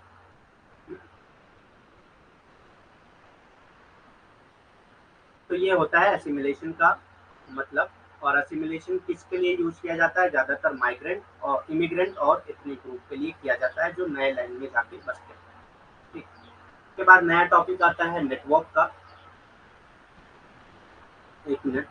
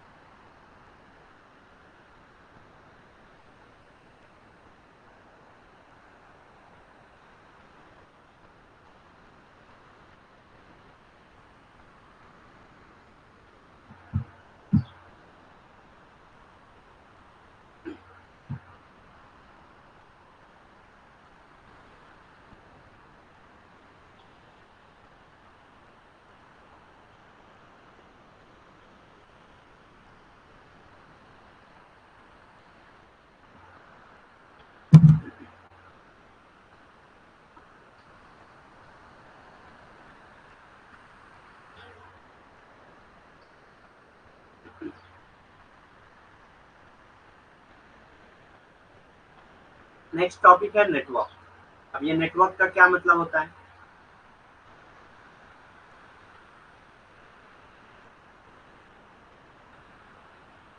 In the offline world, social network refers to the social ties that link us together with other people. ठीक, तो ऑफलाइन वर्ल्ड में अगर हम देखेंगे, तो ऑनलाइन वर्ल्ड को छोड़ के अगर आप ऑफलाइन वर्ल्ड में देखेंगे, तो सोशल नेटवर्क क्या है? जो हमारा एक दूसरे के साथ टाइज होता है, एक दूसरे के साथ जो हम लोग मिलते हैं, जो हमारा एक बॉन्ड होता है, उसी को सोशल नेटवर्क कहा जाता है। ऑफलाइन दुनिया में सामाजिक नेटवर्क उन सामाजिक संबंधों को संदर्भित करते हैं जो हमें अन्य लोगों के साथ जोड़ते हैं। ठीक, तो ऑफलाइन दुनिया में अगर हम लोग देखें, तो सामाजिक नेटवर्क उन सामाजिक संबंधों को संदर्भित करता है जो हमें अन्य लोगों के साथ जोड़ता है। तो हमारे सोशल नेटवर्क कौन से हो सकते हैं? हमारी फैमिली के भी सोशल नेटवर्क होते हैं, या हमारे जो रिश्तेदार होते हैं वो सारे हमारे सोशल नेटवर्क में आ जाते हैं। तो फ्रेंडशिप है या फैमिली फ्रेंडशिप है, ये सारे लोग जो है हमारे सोशल नेटवर्क में आ जाते हैं, चाहे हमारे कलीग्स हों, ठीक, या हमारे क्लासमेट्स हों, ठीक, या मतलब हमारे स्कूलमेट्स हों, कॉलेजमेट्स हों, कोई भी हो, वो हमारे सोशल नेटवर्क में आ जाते हैं, जिनके साथ हम लोग कुछ ना कुछ एक बॉन्ड में जुड़े हुए होते हैं। ठीक, तो ये सारे सोशल नेटवर्क में आ जाते हैं। समझ में आ गया सोशल नेटवर्क क्या होता है? These ties includes your family. अब ये टाइज जो है उसमें आपकी फैमिली भी आ सकती है, फ्रेंड भी आ सकते हैं, एक्वेंटेंसेस भी आ सकते हैं, क्लासमेट्स भी आ सकते हैं, कलीग्स भी आ सकते हैं, नेबर्स भी आ सकते हैं, सारे चीजें सारे लोग हैं। मतलब आप अपने दुनिया में, अपने रोज की डेली लाइफ में आप जिन जिन से मिल रहे हैं और उनसे कुछ ना कुछ बॉन्ड है, किसी न किसी गर्ज से आप उससे मिलते हैं, चाहे जो मतलब मकसद हो, किसी न किसी तरीके से आपके साथ और उनके साथ एक बॉन्ड है। वो किसी चीज का भी हो सकता है, एक कस्टमर और एक शॉपकीपर का भी हो सकता है सोशल नेटवर्क। ठीक, क्योंकि शॉपकीपर और कस्टमर का भी सोशल नेटवर्क हो सकता है, क्योंकि वो आपस में मिलते रहते हैं, उनका एक बॉन्ड बन चुका है। ठीक, तो आपकी फैमिली का भी बॉन्ड होता है, आपकी फैमिली का भी सोशल नेटवर्क होता है, फैमिली भी आपके फ्रेंड्स भी होते हैं। ठीक, ये सारी चीजें, क्लासमेट, कलीग्स, नेबर्स, ये सारे सोशल नेटवर्किंग के पार्ट हो जाते, सोशल नेटवर्क के पार्ट हो जाते हैं। ठीक, इन संबंधों में आपका परिवार, दोस्त, परिचित, सहपाठी, सहकर्मी, पड़ोसी आदि शामिल हैं। तो बहुत से लोग इसमें शामिल हो सकते हैं। एक ग्राहक और दुकानदार का रिलेशनशिप भी इसमें आ जाएगा, सोशल नेटवर्किंग में भी आ जाएगा। ठीक, जहाँ पे भी आप एक दूसरे से मिल रहे हैं, आप एक अकेले हैं तब तो सोशल नेटवर्क नहीं होगा। जहाँ दूसरे से मिल रहे हैं और उसके साथ एक बॉन्ड बन रहा है किसी भी मकसद से। ठीक, जरूरी नहीं है कि वो जो है फ्रेंडशिप वाला ही मकसद हो, तभी सोशल नेटवर्क माना जाएगा। आप किसी भी मकसद से मिल रहे हैं, एक बॉन्ड आपका बना हुआ है, तो उसको सोशल नेटवर्क कहा जाएगा। अब इसमें आपका परिवार, आपके दोस्त, आपके जो भी परिचित हैं, जो भी आपसे पहचानने वाले, आपकी पहचान के लोग हैं, सहपाठी हैं, सहकर्मी हैं, पड़ोसी हैं, ये सब लोग जो है आपके सोशल नेटवर्क में आ जाते हैं। ठीक। अब आप बोलेंगे ये पड़ोसी कब तक पीछा नहीं छोड़ते हम लोगों का, हमेशा रहते हैं साथ में। ठीक। सबसे ज्यादा प्रॉब्लम किसको होती है आपके मतलब सक्सेस में, या अगर सक्सेस नहीं हो रही है तो सबसे ज्यादा प्रॉब्लम पड़ोसियों की होती है। वही देखते रहते हैं कि अच्छा आप कर क्या रहे हैं, तो उसका रिजल्ट क्या आया, बार बार पूछते रहते हैं। घर वालों से ज्यादा पड़ोसी पूछते रहते हैं कि, क्योंकि उनको ज्यादा टेंशन होती है इस बात की। उनको इस बात की टेंशन नहीं होती है कि आपको सक्सेस मिली या नहीं मिली, उनको बस ये होता है कि सक्सेस मिल कैसे गई। ठीक।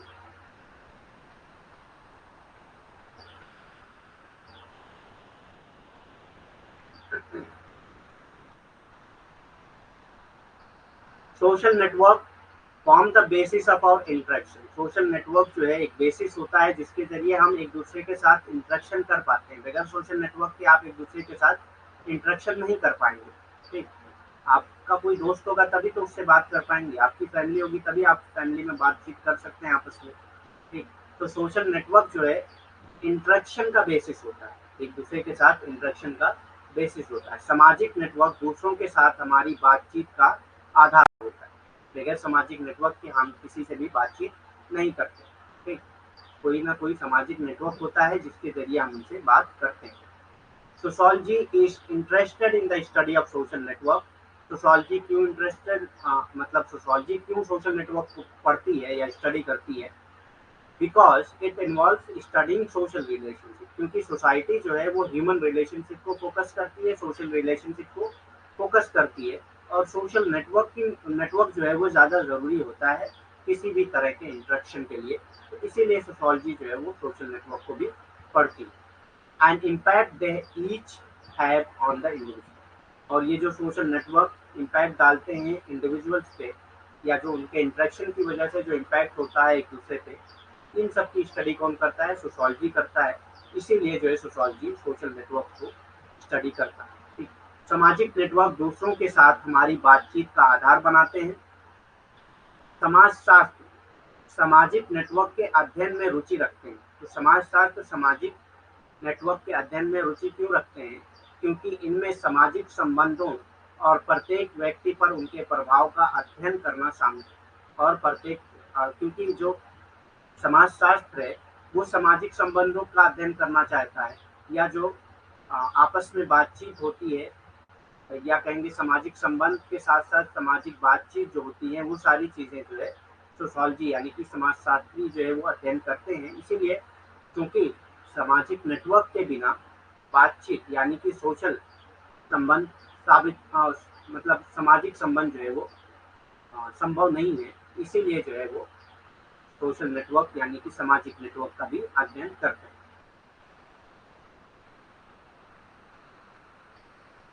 सोशल नेटवर्क थ्योरी क्या है? Social network theory is an umbrella term for theories that focus on individuals, teams and organization. तो सोशल नेटवर्क थ्योरी कोई एक थ्योरी को नहीं कहा जाता है, बल्कि एक थ्योरी कई थ्योरी को मिलाकर एक सोशल नेटवर्क थ्योरी बनाई गई है। ऐसी थ्योरी जो फोकस करती हो इंडिविजुअल्स पे, टीम्स पे, ऑर्गेनाइजेशन पे and the web of interpersonal relationship. इन सब पे जो भी थ्योरीज होती हैं उन सब थ्योरीज को मिलाकर सोशल नेटवर्क थ्योरी बनाया गया है। ठीक। That both constraint and enable human action in these social system. जो क्या करते हैं? ह्यूमन एक्शन को इनेबल करते हैं या कॉन्स्टेंट करते हैं इन सोशल सिस्टम में। ठीक। तो ऐसे सोशल नेटवर्क थ्योरी, ऐसा नहीं कि सोशल नेटवर्क थ्योरी जो है वो एक थ्योरी को कहते हैं, बल्कि एक अम्ब्रेला टर्म है। अम्ब्रेला टर्म मतलब जिसमें कई सारी थ्योरीज आ जाती हैं, जो भी थ्योरीज इंडिविजुअल से रिलेटेड हो, टीम से रिलेटेड हो, ऑर्गेनाइजेशन से रिलेटेड हो, या wave of personal interpersonal relationship से रिलेटेड हो, जो ह्यूमन के एक्शन को कॉन्स्टेंट या इनेबल करती हो किसी भी सोशल सिस्टम में, तो उसको सोशल नेटवर्क थ्योरी कहा जाता है। ठीक। सामाजिक नेटवर्क सिद्धांत क्या है?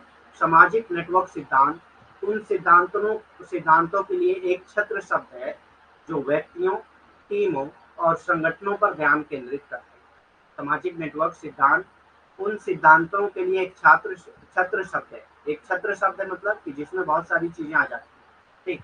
जो व्यक्तियों मतलब ऐसे सिद्धांत जो व्यक्तियों, टीमों और संगठनों पर ध्यान केंद्रित करते हैं और पारस्परिक संबंधों के वेब पर ध्यान केंद्रित करते हैं। ऐसी थ्योरी, ऐसे सिद्धांत जो है वो सामाजिक नेटवर्क सिद्धांत में आ जाते हैं, जो क्या काम करते हैं, जो सामाजिक प्रणालियों में मानव क्रिया को बाधित और सक्षम करते हैं। या तो मानव क्रिया को रोकेंगे या उसको बढ़ावा देंगे, ठीक, या तो कॉन्स्ट्रेंट करेंगे या इनेबल करेंगे, ठीक। तो बहुत सारी चीजें होती हैं जो जो मानव क्रिया है उसको वो लोग बाधित करते हैं, बहुत सारी चीजें बाधित करती हैं और बहुत सारी चीजें जो है मानव क्रिया को इनेबल करती हैं, ठीक। ये सब चीजें किसमें आ जाती हैं, सामाजिक नेटवर्क सिद्धांत में आ जाती है।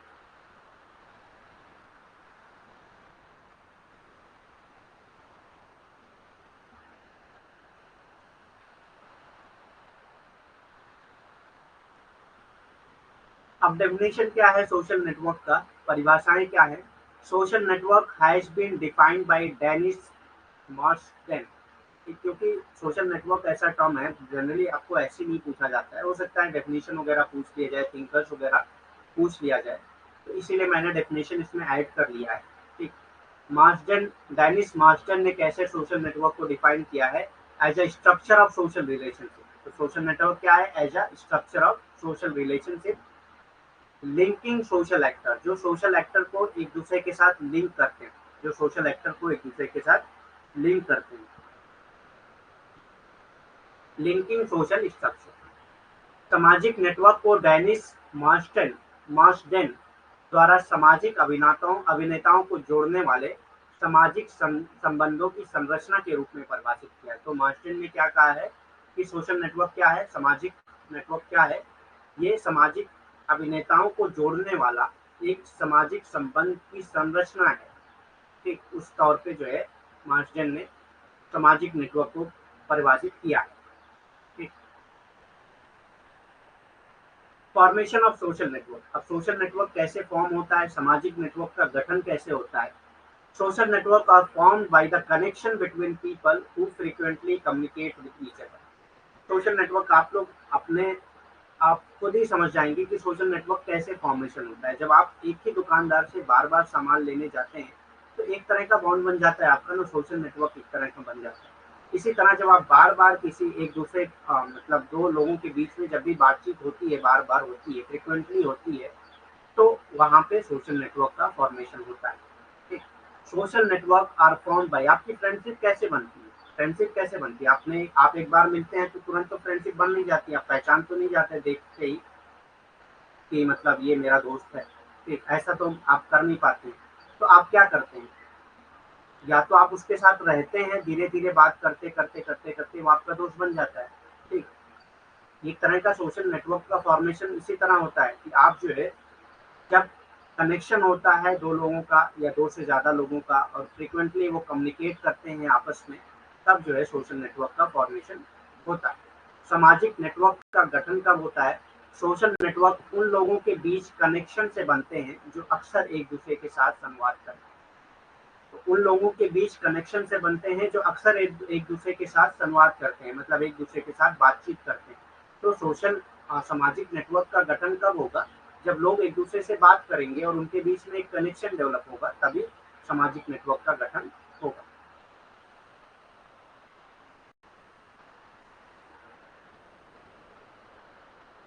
सच communication involve the exchange of emotion, ठीक। अब इस कम्युनिकेशन में क्या क्या चीजें इन्वॉल्व होती हैं, एक्सचेंज ऑफ इमोशन, हम जो है अपने इमोशंस को एक्सचेंज करते हैं। मान लेते हैं एक जो है दुखी है तो हम उसके दुख को बांटने की कोशिश करते हैं, उसके दुख उसको समझाने की कोशिश करते हैं। तो इस तरह से जो है इमोशंस को एक्सचेंज करने की हम लोग कोशिश करते हैं, ठीक। Physical, economic and informational support, ठीक। फिजिकल सपोर्ट करते हैं उसको, इकोनॉमिक सपोर्ट देते हैं, या इंफॉर्मेशनल सपोर्ट मतलब कि कुछ इंफॉर्मेशन उसको प्रोवाइड करते हैं। एंड इन्वॉल्व फैमिली मेंबर, और इसमें फैमिली मेंबर का भी इन्वॉल्वमेंट होता है। Colleagues, friends and neighbours, family members, colleagues, friends और नेबर, इन सब के साथ कम्युनिकेशन होता है, ठीक। और कम्युनिकेशन में क्या क्या चीजें इन्वॉल्व होती हैं, emotion, physical and economic and informational support, ये सारी चीजें इन्वॉल्व होती हैं। इस तरह के संचार में भावनात्मक शारीरिक, आर्थिक और सूचनात्मक समर्थन का आदान प्रदान शामिल होता है। ठीक, मतलब आप जो है भावनात्मक तरीके से एक दूसरे को सपोर्ट करते हैं, शारीरिक तरीके से सपोर्ट करते हैं, आर्थिक तरीके से या सूचनात्मक तरीके से। सूचनात्मक मतलब कोई सूचना आप उसको देते हैं ले जाके। ठीक, और इसमें परिवार के सदस्य, और इसमें कौन कौन से लोग शामिल होते हैं? परिवार के सदस्य, सहकर्मी, दोस्त और पड़ोसी शामिल होते हैं। ठीक, सहकर्मी, परिवार के सदस्य, सहकर्मी, दोस्त भी शामिल होते हैं।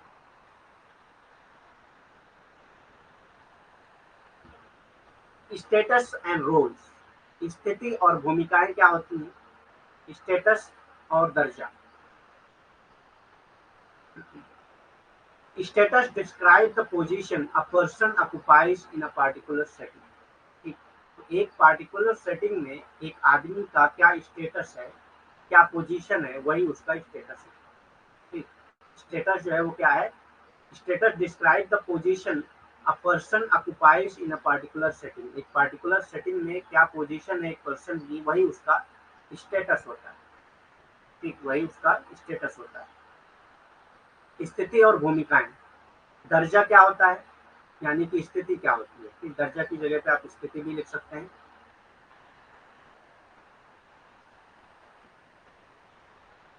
स्थिति उस स्थिति का वर्णन करती है जो एक व्यक्ति किसी विशेष सेटिंग में रखता है। मतलब एक विशेष सेटिंग में उसकी क्या पोजीशन है, उसका क्या स्थान है, वो उसकी स्थिति को बताता है। ठीक, वो उसकी स्थिति को बताता है। We all occupy several statuses.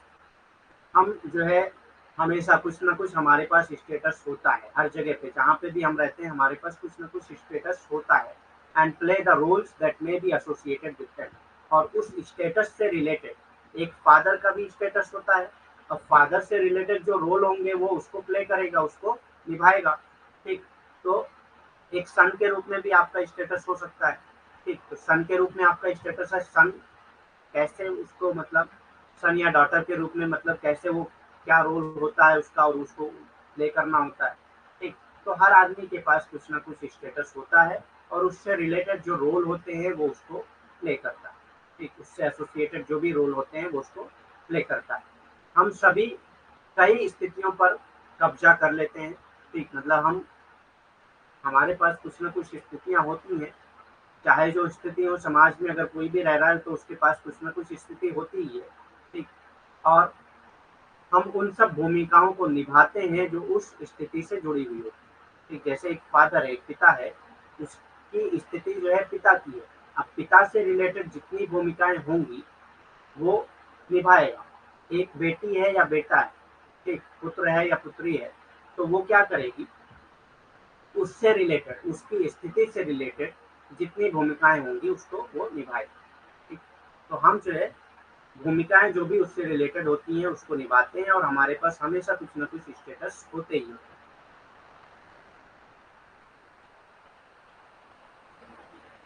Next concept आता है रोल, यानी कि भूमिका। A role is the set of norms. Role क्या है? एक सेट ऑफ नॉर्म्स है, वैल्यूज है, बिहेवियर है and personality characteristics attach to a status. एक स्टेटस के साथ क्या पर्सनालिटी कैरेक्टरिस्टिक जुड़ी हुई है, क्या वैल्यूज जुड़े हुए हैं, क्या बिहेवियर जुड़े हुए हैं, क्या नॉर्म्स जुड़े हुए हैं, ये सारी चीजें रोल्स में आ जाती हैं। जैसे मैं यहाँ पे एग्जांपल से समझाऊंगा। स्टेटस जो है एक फादर का, तो एज अ फादर आपके क्या क्या नॉर्म्स हैं? मतलब फैमिली को पालना, एक फैमिली को इकोनॉमिक सपोर्ट देना, इमोशनल सपोर्ट देना, ये सारी चीजें फादर के नॉर्म्स, वैल्यूज या बिहेवियर से जुड़े हुए होते हैं। और एक फादर के तौर पे उसका पर्सनालिटी, कैरेक्टर क्या होगा, वो सब चीजें जो है इसके रोल में आ जाती है। ठीक, वही सब चीजें रोल में होती है। मतलब एक फादर के रूप में आपकी आपकी कैरेक्टरिस्टिक क्या हो सकती है? ठीक, वो उसका रोल होता है। तो एक स्टेटस से जुड़ी जितनी भी norms, values, behaviour, personality characteristics होती हैं वो सारी रोल कहलाती है। ठीक, भूमिकाएं क्या है? एक भूमिका एक स्थिति से जुड़े मानदंडों, मूल्यों, व्यवहारों और व्यक्ति विशेषताओं का समूह है। मतलब कि जब आप एक पिता बनते हैं, ठीक, तो पिता एक स्थिति है, उस स्थिति से रिलेटेड कुछ भूमिकाएं होती होंगी। उस भूमिकाओं से जुड़े जो मानदंड होते हैं, जो मूल होते हैं, जो व्यवहार होते हैं, या जो व्यक्तित्व विशेषताएं होती हैं, मतलब व्यक्ति, उस व्यक्ति से रिलेटेड जो भी विशेषताएं होती हैं, मतलब कि as a father, as a पिता जो है आपकी क्या विशेषताएं होनी चाहिए, ठीक, वो सब चीजें जो है किसमें आ जाती है, भूमिकाओं में आ जाती है। वो सब चीजें भूमिका में आ जाती है।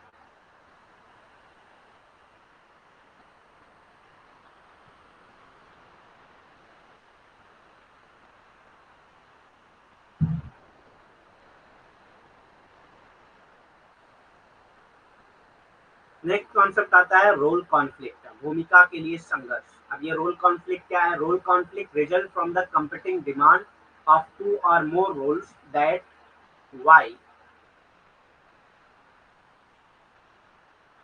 Y for our time and energy. ठीक, भूमिका के लिए संघर्ष क्या है? भूमिका संघर्ष हमारे समय और ऊर्जा के लिए होड़ करने वाली दो या दो से अधिक भूमिकाओं की प्रतिपत्ति मांगों का परिणाम है। तो रोल कॉन्फ्लिक्ट कैसे होता है? जैसे एक महिला है, वो अगर किसी कंपनी में काम काम कर रही है, और उस कंपनी में काम करने तो उसका एक स्टेटस है, एक स्थिति है, उससे रिलेटेड भी भूमिकाएं होती होंगी और उससे रिलेटेड भी रोल होते होंगे। ठीक, उस स्टेटस से रिलेटेड रोल भी होते होंगे। तो अगर वो उसके साथ साथ जो है वाइस हाउस वाइफ भी काम कर रही है, ठीक, एक कंपनी की एम्प्लॉय है,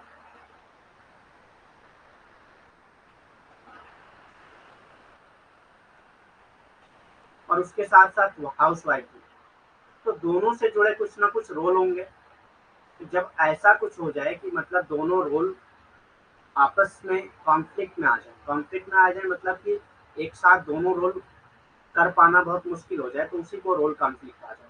ठीक, role conflict result from the competing demand. Competing demand मतलब कि एक दूसरे के साथ कंपीटिंग डिमांड होती है, या तो आप वो करिए या ये करिए, मतलब बहुत लोड हो जाता है इसमें। अब two or more roles that vie for our time energy, जिसमें जो है हमारा टाइम और एनर्जी दोनों खर्च होती है। ठीक, भूमिका संघर्ष हमारे समय और ऊर्जा के लिए होड़ करने वाली दो या दो से अधिक भूमिकाओं की प्रतिपत्ति मांगों का परिणाम होता है।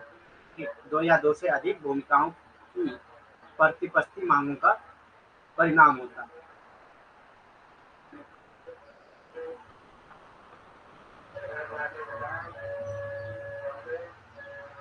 The more statuses we have and the more role we take on, the more likely we are experience role conflict। तो जितना हमारा स्टेटस बढ़ेगा, मतलब जितने जितने स्टेटस हमारे होंगे, जैसे एज अ फादर एक स्टेटस हो गया, एज अ सन एक स्टेटस हो गया, एज अ ब्रदर एक स्टेटस हो गया, ठीक, एज अ कंपनी एम्प्लॉय एक स्टेटस हो गया।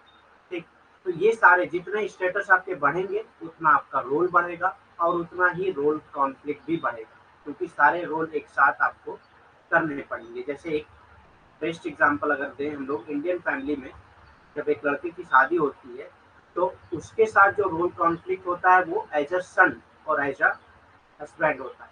ठीक, एज अ सन और एज अ हस्बैंड कैसे हो रहा है कि वो वाइफ को सपोर्ट करे या माँ को सपोर्ट करे। ठीक, होता है हमारे इंडियन फैमिली में, ये सच्चाई है। ठीक, अगर दोनों में कॉन्फ्लिक्ट हो रहा है तो किसको सपोर्ट करेंगे, ये एक तरह का रोल कॉन्फ्लिक्ट उसके अंदर आ जाता है।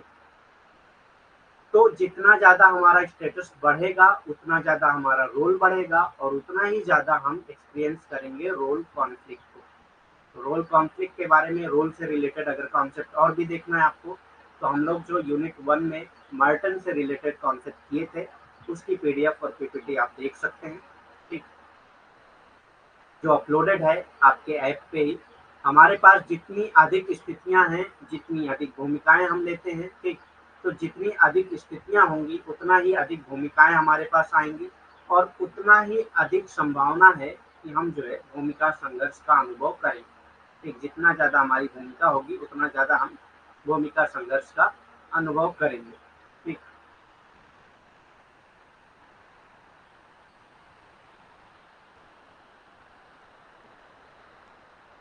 नेक्स्ट कॉन्सेप्ट आता है आइडेंटिटी, यानी कि पहचान।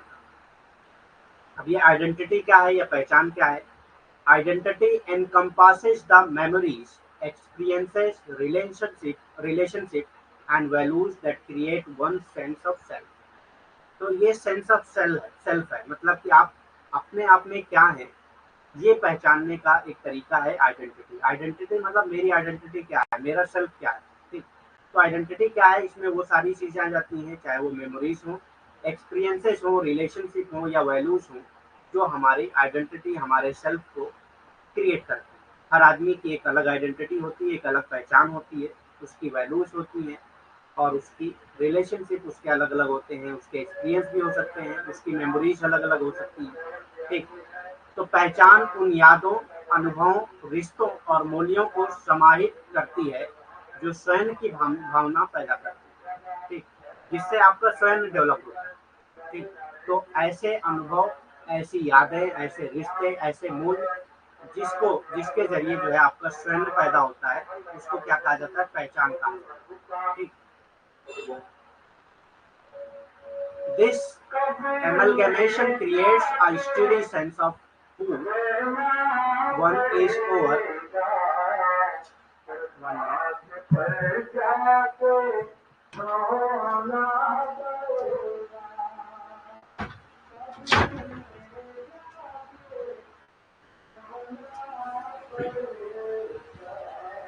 This amalgamation creates a steady sense of who one is over time, even as new facets are developed and incorporated into one's identity. ये संबोधन समय के साथ साथ एक स्थिर भावना पैदा करता है कि कोई कौन है, ठीक। तो आप कौन है, इस भावना को पैदा करता है, ठीक। यहाँ तक कि नए पहलुओं को विकसित किया जाता है और इसके जरिए जो है एक नया फैसेट यानी कि एक नया पहलू डेवलप होता है, ठीक। और किसी की पहचान में शामिल किया जाता है। आप किसी को पहचानने के लिए उसकी वैल्यूज, उसकी आइडेंटिटी, जैसे आपसे किसी ने पूछा था कि वो आदमी कैसा है, तो आप उसकी आइडेंटिटी बताएंगे, ठीक, कि उसकी वैल्यूज क्या है, वो किस चीज पे बिलीव करता है, ठीक। तो ये सारी चीजें आप जो है उस पर करते हैं। These categorization are often assigned to us or something we are born into. ये जो है कैटेगराइजेशन या तो हमें असाइन की जाती है या हम उसमें पैदा होते हैं। हम जब पैदा होते हैं तो तभी हमारी एक आइडेंटिटी बन जाती है, ठीक। या तो कुछ चीजें ऐसी होती है जो हमें असाइन की जाती है। ये वर्गीकरण अक्सर हमें या किसी ऐसी चीज के लिए निर्दिष्ट किए जाते हैं जिनमें हम पैदा हुए, ठीक।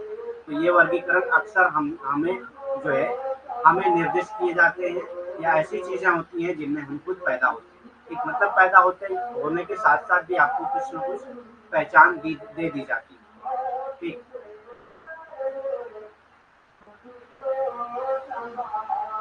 Example of social identity includes. अब ये सोशल आइडेंटिटी में क्या क्या चीजें आ जाती हैं उसके एग्जाम्पल हम लोग देखते हैं। रेस भी आ जाता है, आपका रेस क्या है, मतलब स्किन कलर क्या है, इथनिसिटी क्या है, जेंडर क्या है, ये सब आपकी आइडेंटिटी है, ठीक।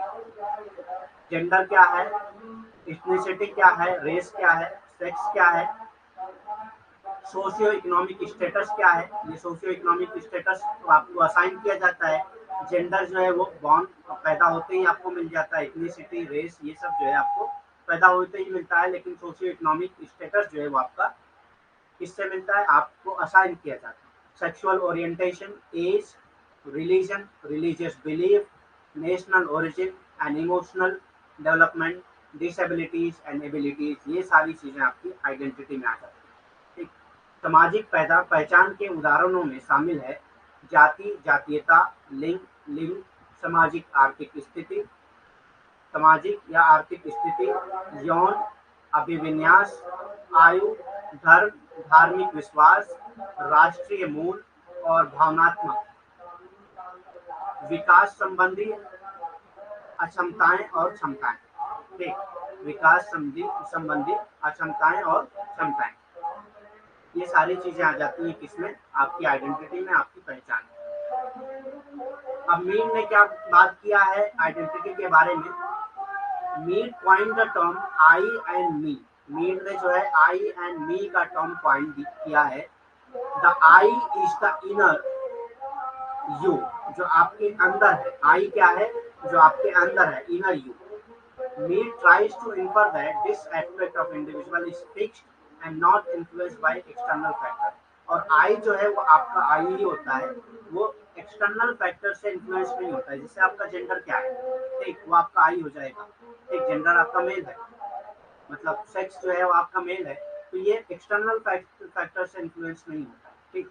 तो मीड कहते हैं कि जो आई जो है वो क्या है, एक्सटर्नल फैक्टर से इन्फ्लुएंस नहीं होता है। मीड ने मैं और मैं शब्द गढ़ा है, मैं आंतरिक आप है। मीड ये अनुमान लगाने की कोशिश करते हैं कि किसी व्यक्ति का ये पहलू स्थिर है, ठीक। तो मीन ये अनुमान लगाते हैं, मीड ये अनुमान लगाते हैं कि ये किसी व्यक्ति का स्थिर पहलू है जो बाहरी कारकों से प्रभावित नहीं होता है, जो कभी भी बाहरी कारकों से प्रभावित नहीं होता।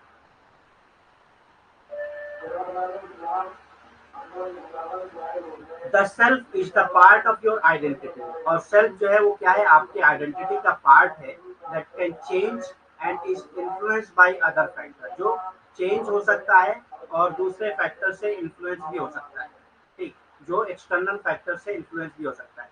तो आपकी आइडेंटिटी जो है वो चेंजेबल भी है और इन्फ्लुएंस भी हो सकती है वो एक्सटर्नल फैक्टर के लिए। स्वयं आपकी पहचान का हिस्सा है जो बदल भी सकता है और अन्य कारकों से प्रभावित भी हो सकता है, ठीक। तो स्वयं क्या है, आपकी पहचान का हिस्सा होता है जो बदल भी सकता है और जो बाहरी कारक होते हैं उससे प्रभावित भी हो सकता है।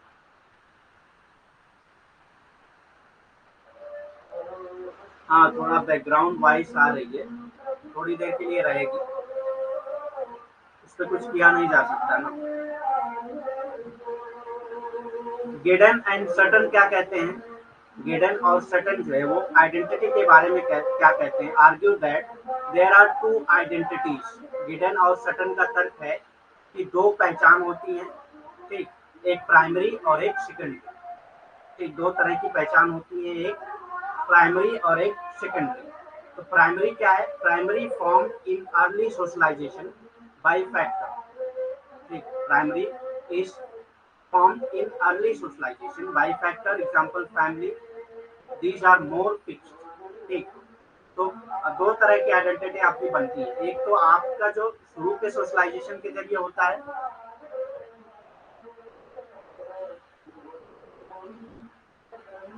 जस्ट बैक लाइन मतलब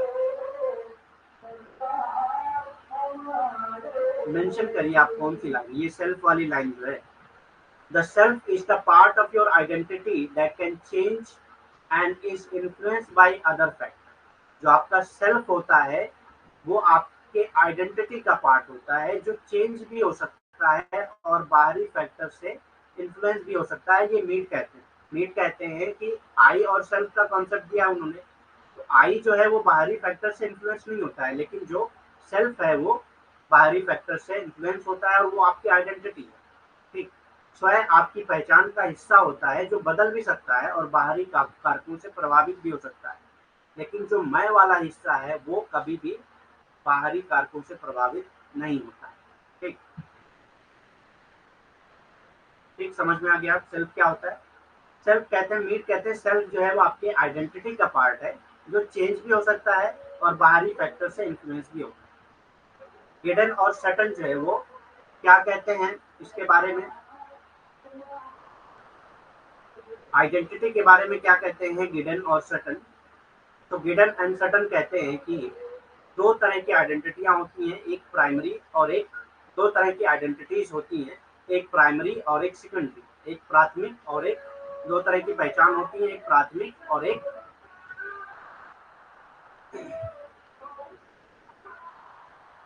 सेकेंडरी को क्या कहते हैं हिंदी में, द्वितीय। एक प्राइमरी और एक प्राथमिक और एक द्वितीय। अब प्राइमरी क्या है, जो आपकी शुरुआत में जो सोशलाइजेशन होता है, शुरुआत के टाइम पे, यानी कि जब आप पैदा हुए उस टाइम पे जो आपका सोशलाइजेशन हुआ, जो आपका सामाजिकरण हुआ, उस टाइम पे आपका प्राथमिक आइडेंटिटी डेवलप होती है, उस टाइम पे आपका प्राथमिक पहचान डेवलप होती है, प्राइमरी आइडेंटिटी डेवलप होती है, जैसे कि फैमिली आइडेंटिटी जो होती है, और ये ज्यादातर फिक्स्ड होती है, ये चेंज नहीं होती है, फिक्स्ड होती है। आई और सेल्फ नहीं समझे, ठीक है, समझा दे रहा हूँ मैं। देखो, मीट ने आई और सेल्फ का, आई और मी का कॉन्सेप्ट दिया था ना, तो वो कहते हैं कि आई जो है वो आपका इनर पार्ट, जो आपके अंदर का पार्ट होता है, ठीक, वो सोसाइटी समाज के सामने नहीं आता है और वो फिक्स्ड होता है, वो कभी भी जो है एक्सटर्नल फैक्टर से इन्फ्लुएंस नहीं होता। आपके अंदर की जो आई वाला पार्ट है कि मैं कौन हूँ, ठीक, वो फिक्स्ड होता है, वो कभी भी चेंज नहीं होता है और एक्सटर्नल फैक्टर से इन्फ्लुएंस नहीं होता, ठीक।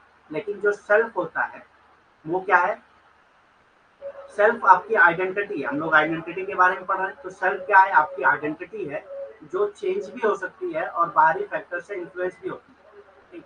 स्वयं जो है वो आपकी पहचान का हिस्सा होता है।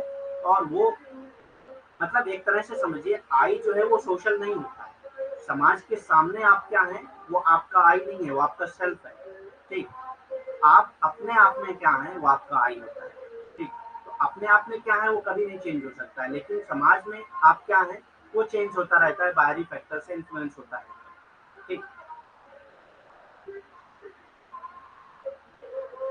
तो प्राइमरी आइडेंटिटी पता चल गया। प्राइमरी आइडेंटिटी जो है वो शुरू के जो सोशलाइजेशन होते हैं उसमें डेवलप होती है और ये फिक्स होती है। प्राथमिक पहचान क्या होती है, जो प्रारंभिक सामाजिकरण में होता है, और ये जो है परिवार, समझ लीजिए परिवार की जो पहचान होती है वो, और ये ज्यादातर जो है फिक्स होती है, इसको चेंज नहीं किया जा सकता।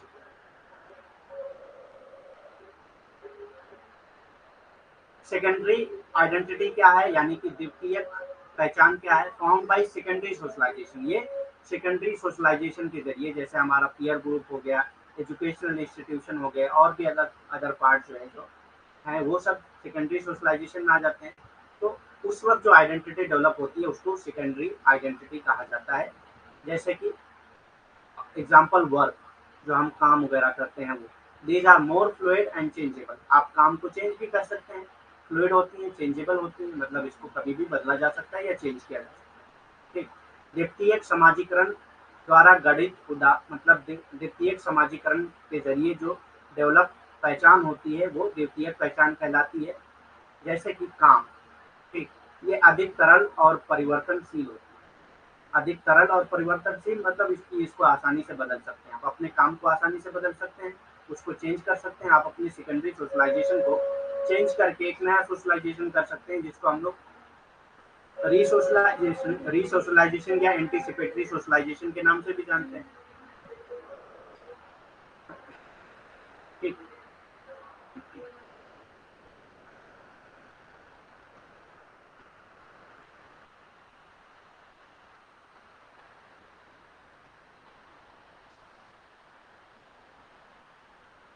ठीक है, नेक्स्ट कॉन्सेप्ट है कम्युनिटी का। एक लास्ट कॉन्सेप्ट है, उसके बाद हम लोग लीव करेंगे क्लास को।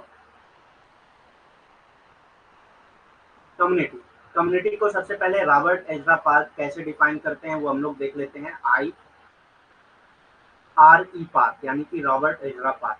तो रॉबर्ट एजरा पार्क जो है किस तरह से समुदाय को डिफाइन करते हैं, community is the broadest sense of the term, ठीक, has a spatial and geographical connotation. तो कम्युनिटी क्या है, एक broadest sense of the term है जो स्पेशल और जियोग्राफिकल कनोटेशन रखता है। समुदाय शब्द के व्यापक अर्थ में एक स्थानिक और भौगोलिक अर्थ है। तो ये स्पेशल और जियोग्राफिकल अर्थ होता है इसमें, मतलब कि स्थानिक और भौगोलिक अर्थ होता है। ठीक, थोड़ा डिटेल में देखते हैं इसको। This geographical conception of community involves the idea of a definite and permanent occupation of given territory। मतलब सिंपल, अगर बहुत आसान भाषा में समझा जाए तो कम्युनिटी के पास एक टेरिटरी होती है, मतलब वो उनके पास एक फिक्स जगह होती है कि यहाँ पे ये कम्युनिटी रहती है, ठीक। तो एक जियोग्राफिकल कनोटेशन के बारे में अगर हम लोग देखें तो ये परमानेंट और डेफिनेट टेरिटरी होती है कम्युनिटी, ठीक।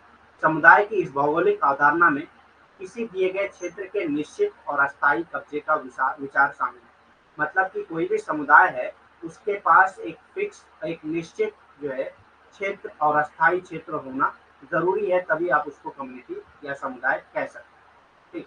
But community is not a mayor geographical expression. लेकिन आप ये नहीं कह सकते कि कहीं पे भी जाके एक लोग एक साथ रह रहे हों, एक ही टेरिटरी में रह रहे हो, तो उसको आप कम्युनिटी डिफाइन कर देंगे। और भी चीजें उसमें होती है, सिर्फ जियोग्राफिकल एक्सप्रेशन नहीं होता है, ठीक। लेकिन समुदाय केवल एक भौगोलिक अभिव्यक्त नहीं है, ठीक, और भी चीजें उसमें आती हैं। अकॉर्डिंग टू बोगार्डस के अकॉर्डिंग कम्युनिटी क्या है, A community is a social group with some degree of we feel. तो डेफिनेशन आप याद रखिएगा क्योंकि डेफिनेशन से रिलेटेड भी क्वेश्चन पूछा जाता है एग्जाम में।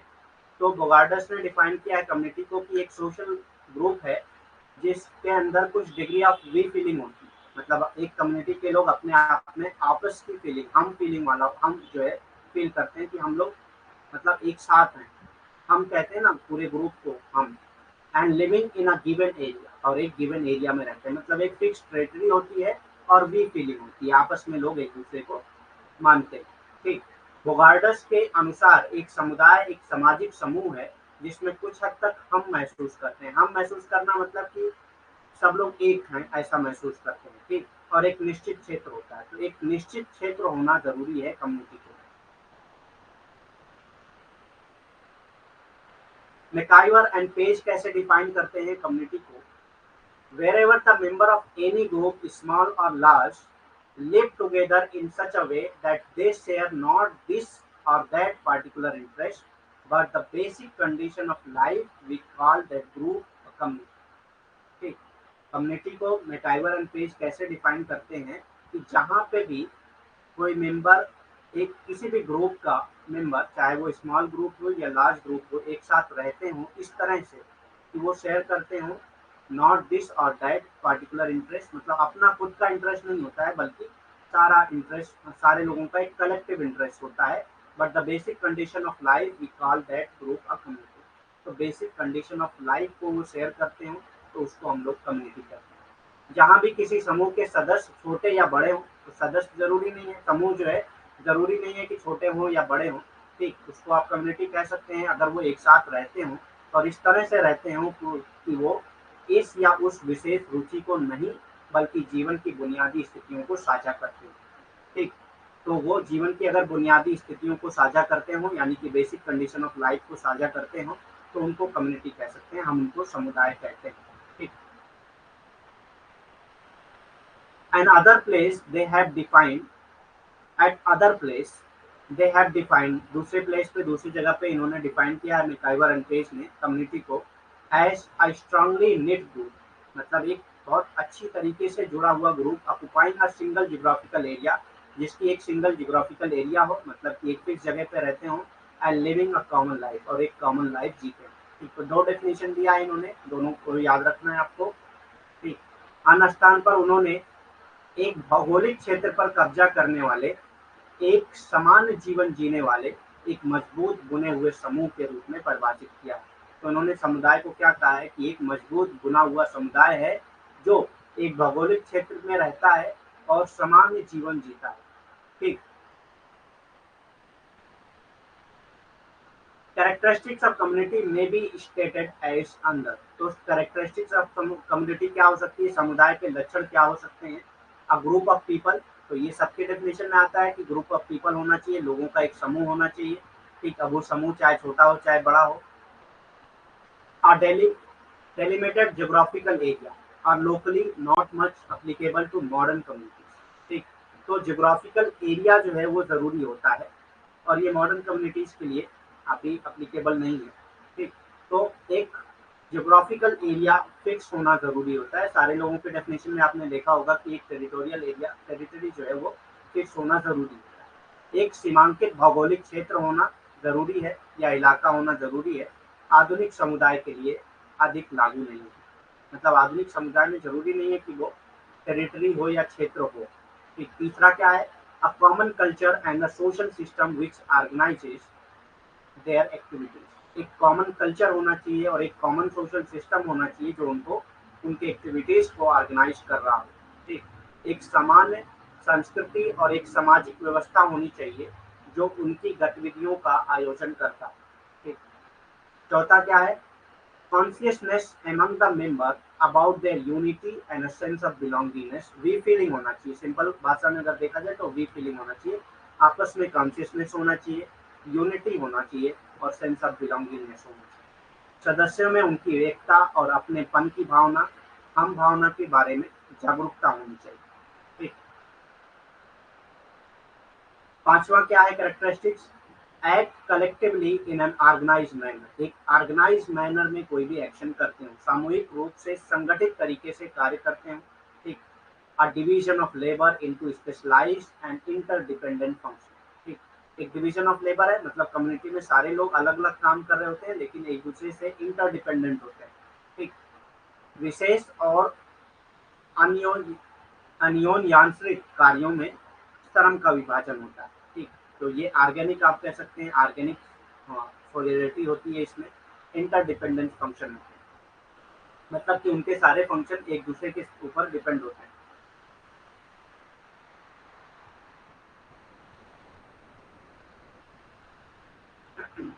ठीक है, क्वेश्चन कर लेते हैं हम लोग, थोड़ा फास्ट आंसर करिएगा। Society is the web of social relationship whose definition is this। किसने डिफाइन किया है सोसाइटी को as a web of social relationship? समाज सामाजिक संबंधों का जाल है, ये किसकी परिभाषा? Answer fast. समाज सामाजिक संबंधों का जाल है, ये किसकी परिभाषा है?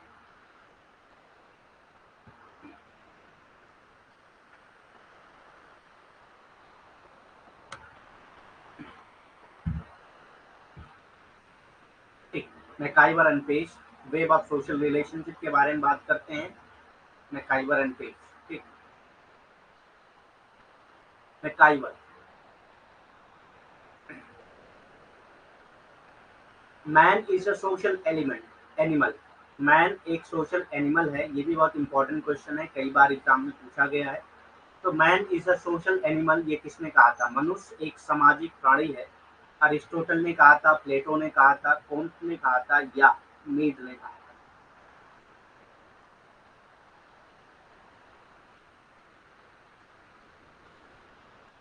ये 1 घंटे की क्लास नहीं होगी, क्लास 2 ही बजे से स्टार्ट हुई है।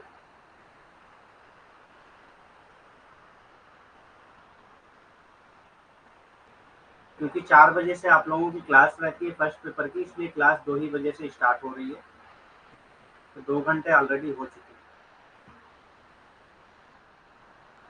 ठीक, man is a social element animal, मनुष्य एक सामाजिक प्राणी है, ये अरिस्टोटल ने कहा है। Next question, that is question number 3। Sociology is the science of social institution.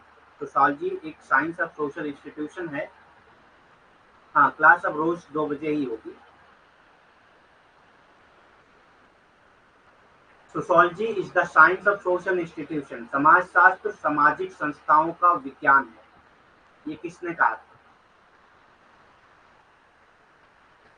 MacIver, Weber, Comte या दर्की?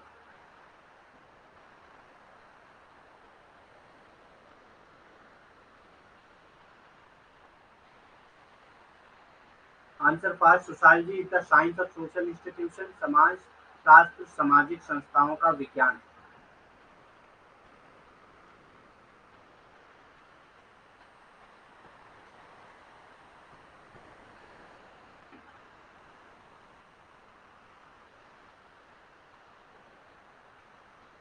आंसर करिए फास्ट, जितने लोग भी ज्वाइन किए सब लोग आंसर करें।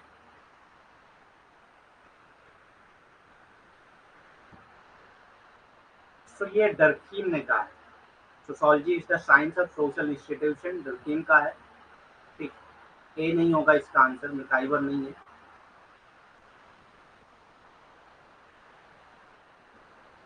द ऑथर ऑफ फोकवेज, लोकगीत के रचयिता कौन है? फोकवेज एक बुक है, उसको किसने लिखा है? लोकगीत पुस्तक के रचयिता कौन है, बताइए, लेखक कौन है?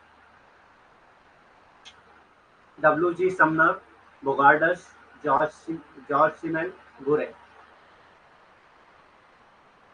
कौन है? Answer fast.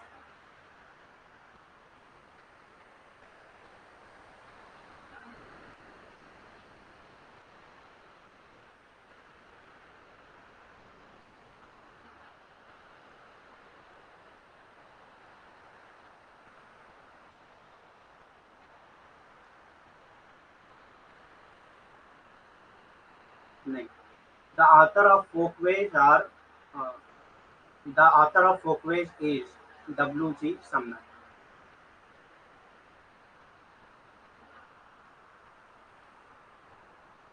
Next and last question, dash has classified communities into Gemeinschaft and Gesellschaft. इसने जो है कम्युनिटी को जेमिनसॉफ्ट और गेसेलसॉफ्ट के तौर पे क्लासिफाई किया। ठीक, डैश ने समुदायों को जेमिनसॉफ्ट और गेसेलसॉफ्ट में वर्गीकृत किया है। Frederick Tonnies, Max Weber, Karl Marx, MacIver and page.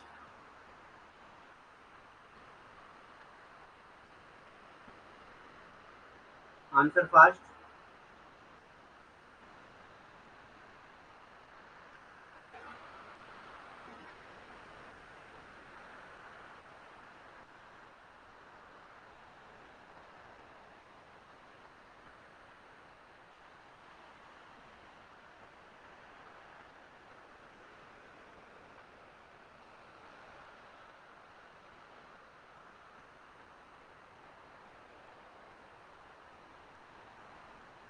Yes, so the answer for this question is Ferdinand Tönnies। इन्होंने ही कम्युनिटी को जेमिनसॉफ्ट और गेसेलसॉफ्ट के तौर पे क्लासिफाई किया है। ठीक, उन्होंने समुदाय को ही वर्गीकृत किया है जेमिनसॉफ्ट और गेसेलसॉफ्ट के तौर पे। तो आज के लिए इतना ही, थैंक यू वेरी मच। और भी कोई क्वेश्चन है तो आप लोग पूछ सकते हैं, 5 मिनट दिया जाएगा आपको। Any question?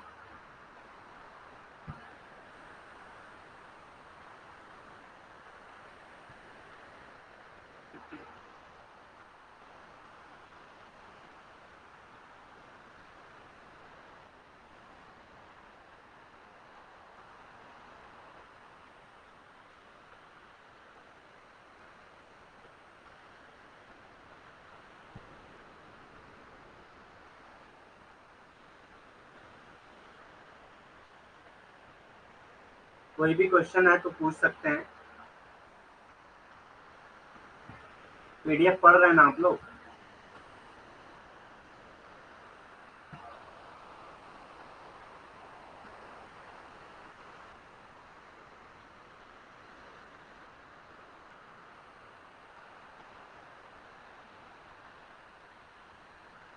टाइमिंग तो 2 बजे ही है, 2 से 4 टाइमिंग रहेगा, क्योंकि बाकी टाइमिंग में हम लोग 2 घंटे लगातार क्लास नहीं कर सकते हैं, इसीलिए 2 बजे ही रहेगा।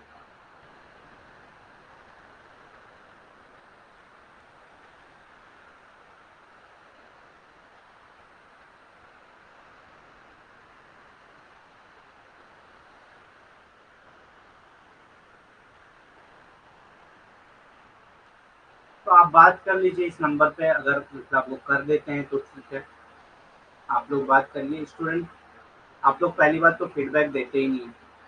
कभी कभी जो है आपको फीडबैक फॉर्म भी मिलता है, उसमें टाइमिंग का भी आपसे पूछा जाता है, लेकिन उसमें फीडबैक आप लोग देते ही नहीं है। या चैट बॉक्स है जो ऐप पे, उस पर भी आप लोग नहीं बोलते हैं। मैंने कई बार बोला कि आप टेलीग्राम चैनल पे टाइमिंग से रिलेटेड जो भी इशू है वहाँ पे बोल सकते हैं। व्हाट्सएप ग्रुप है वहाँ पे भी बोल सकते हैं। नहीं हो रहा है तो आप इस नंबर पे व्हाट्सएप करके बोल सकते हैं। ये आप लोग करेंगे ना। मुझको तो जो टाइम मिल रहा है, जिसमें मुझको लग रहा है कि इस टाइम पे क्लासेस हो पाएंगी 2 घंटे की लगातार, वो मैंने डिसाइड कर लिया। अब आपको कोई अगर प्रॉब्लम आ रही है तो आप यहाँ पे बात करिए।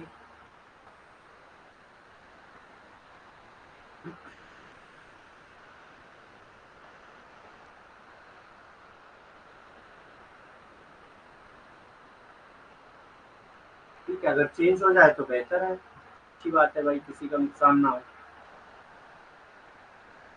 पीडीएफ पढ़िए, लिखने में बहुत टाइम लगेगा। हाँ, ये है कि अगर आपको ऐसी आदत है कि लिख के आपको ज़्यादा अच्छे से याद होता है तो लिख लीजिए उसमें। ठीक,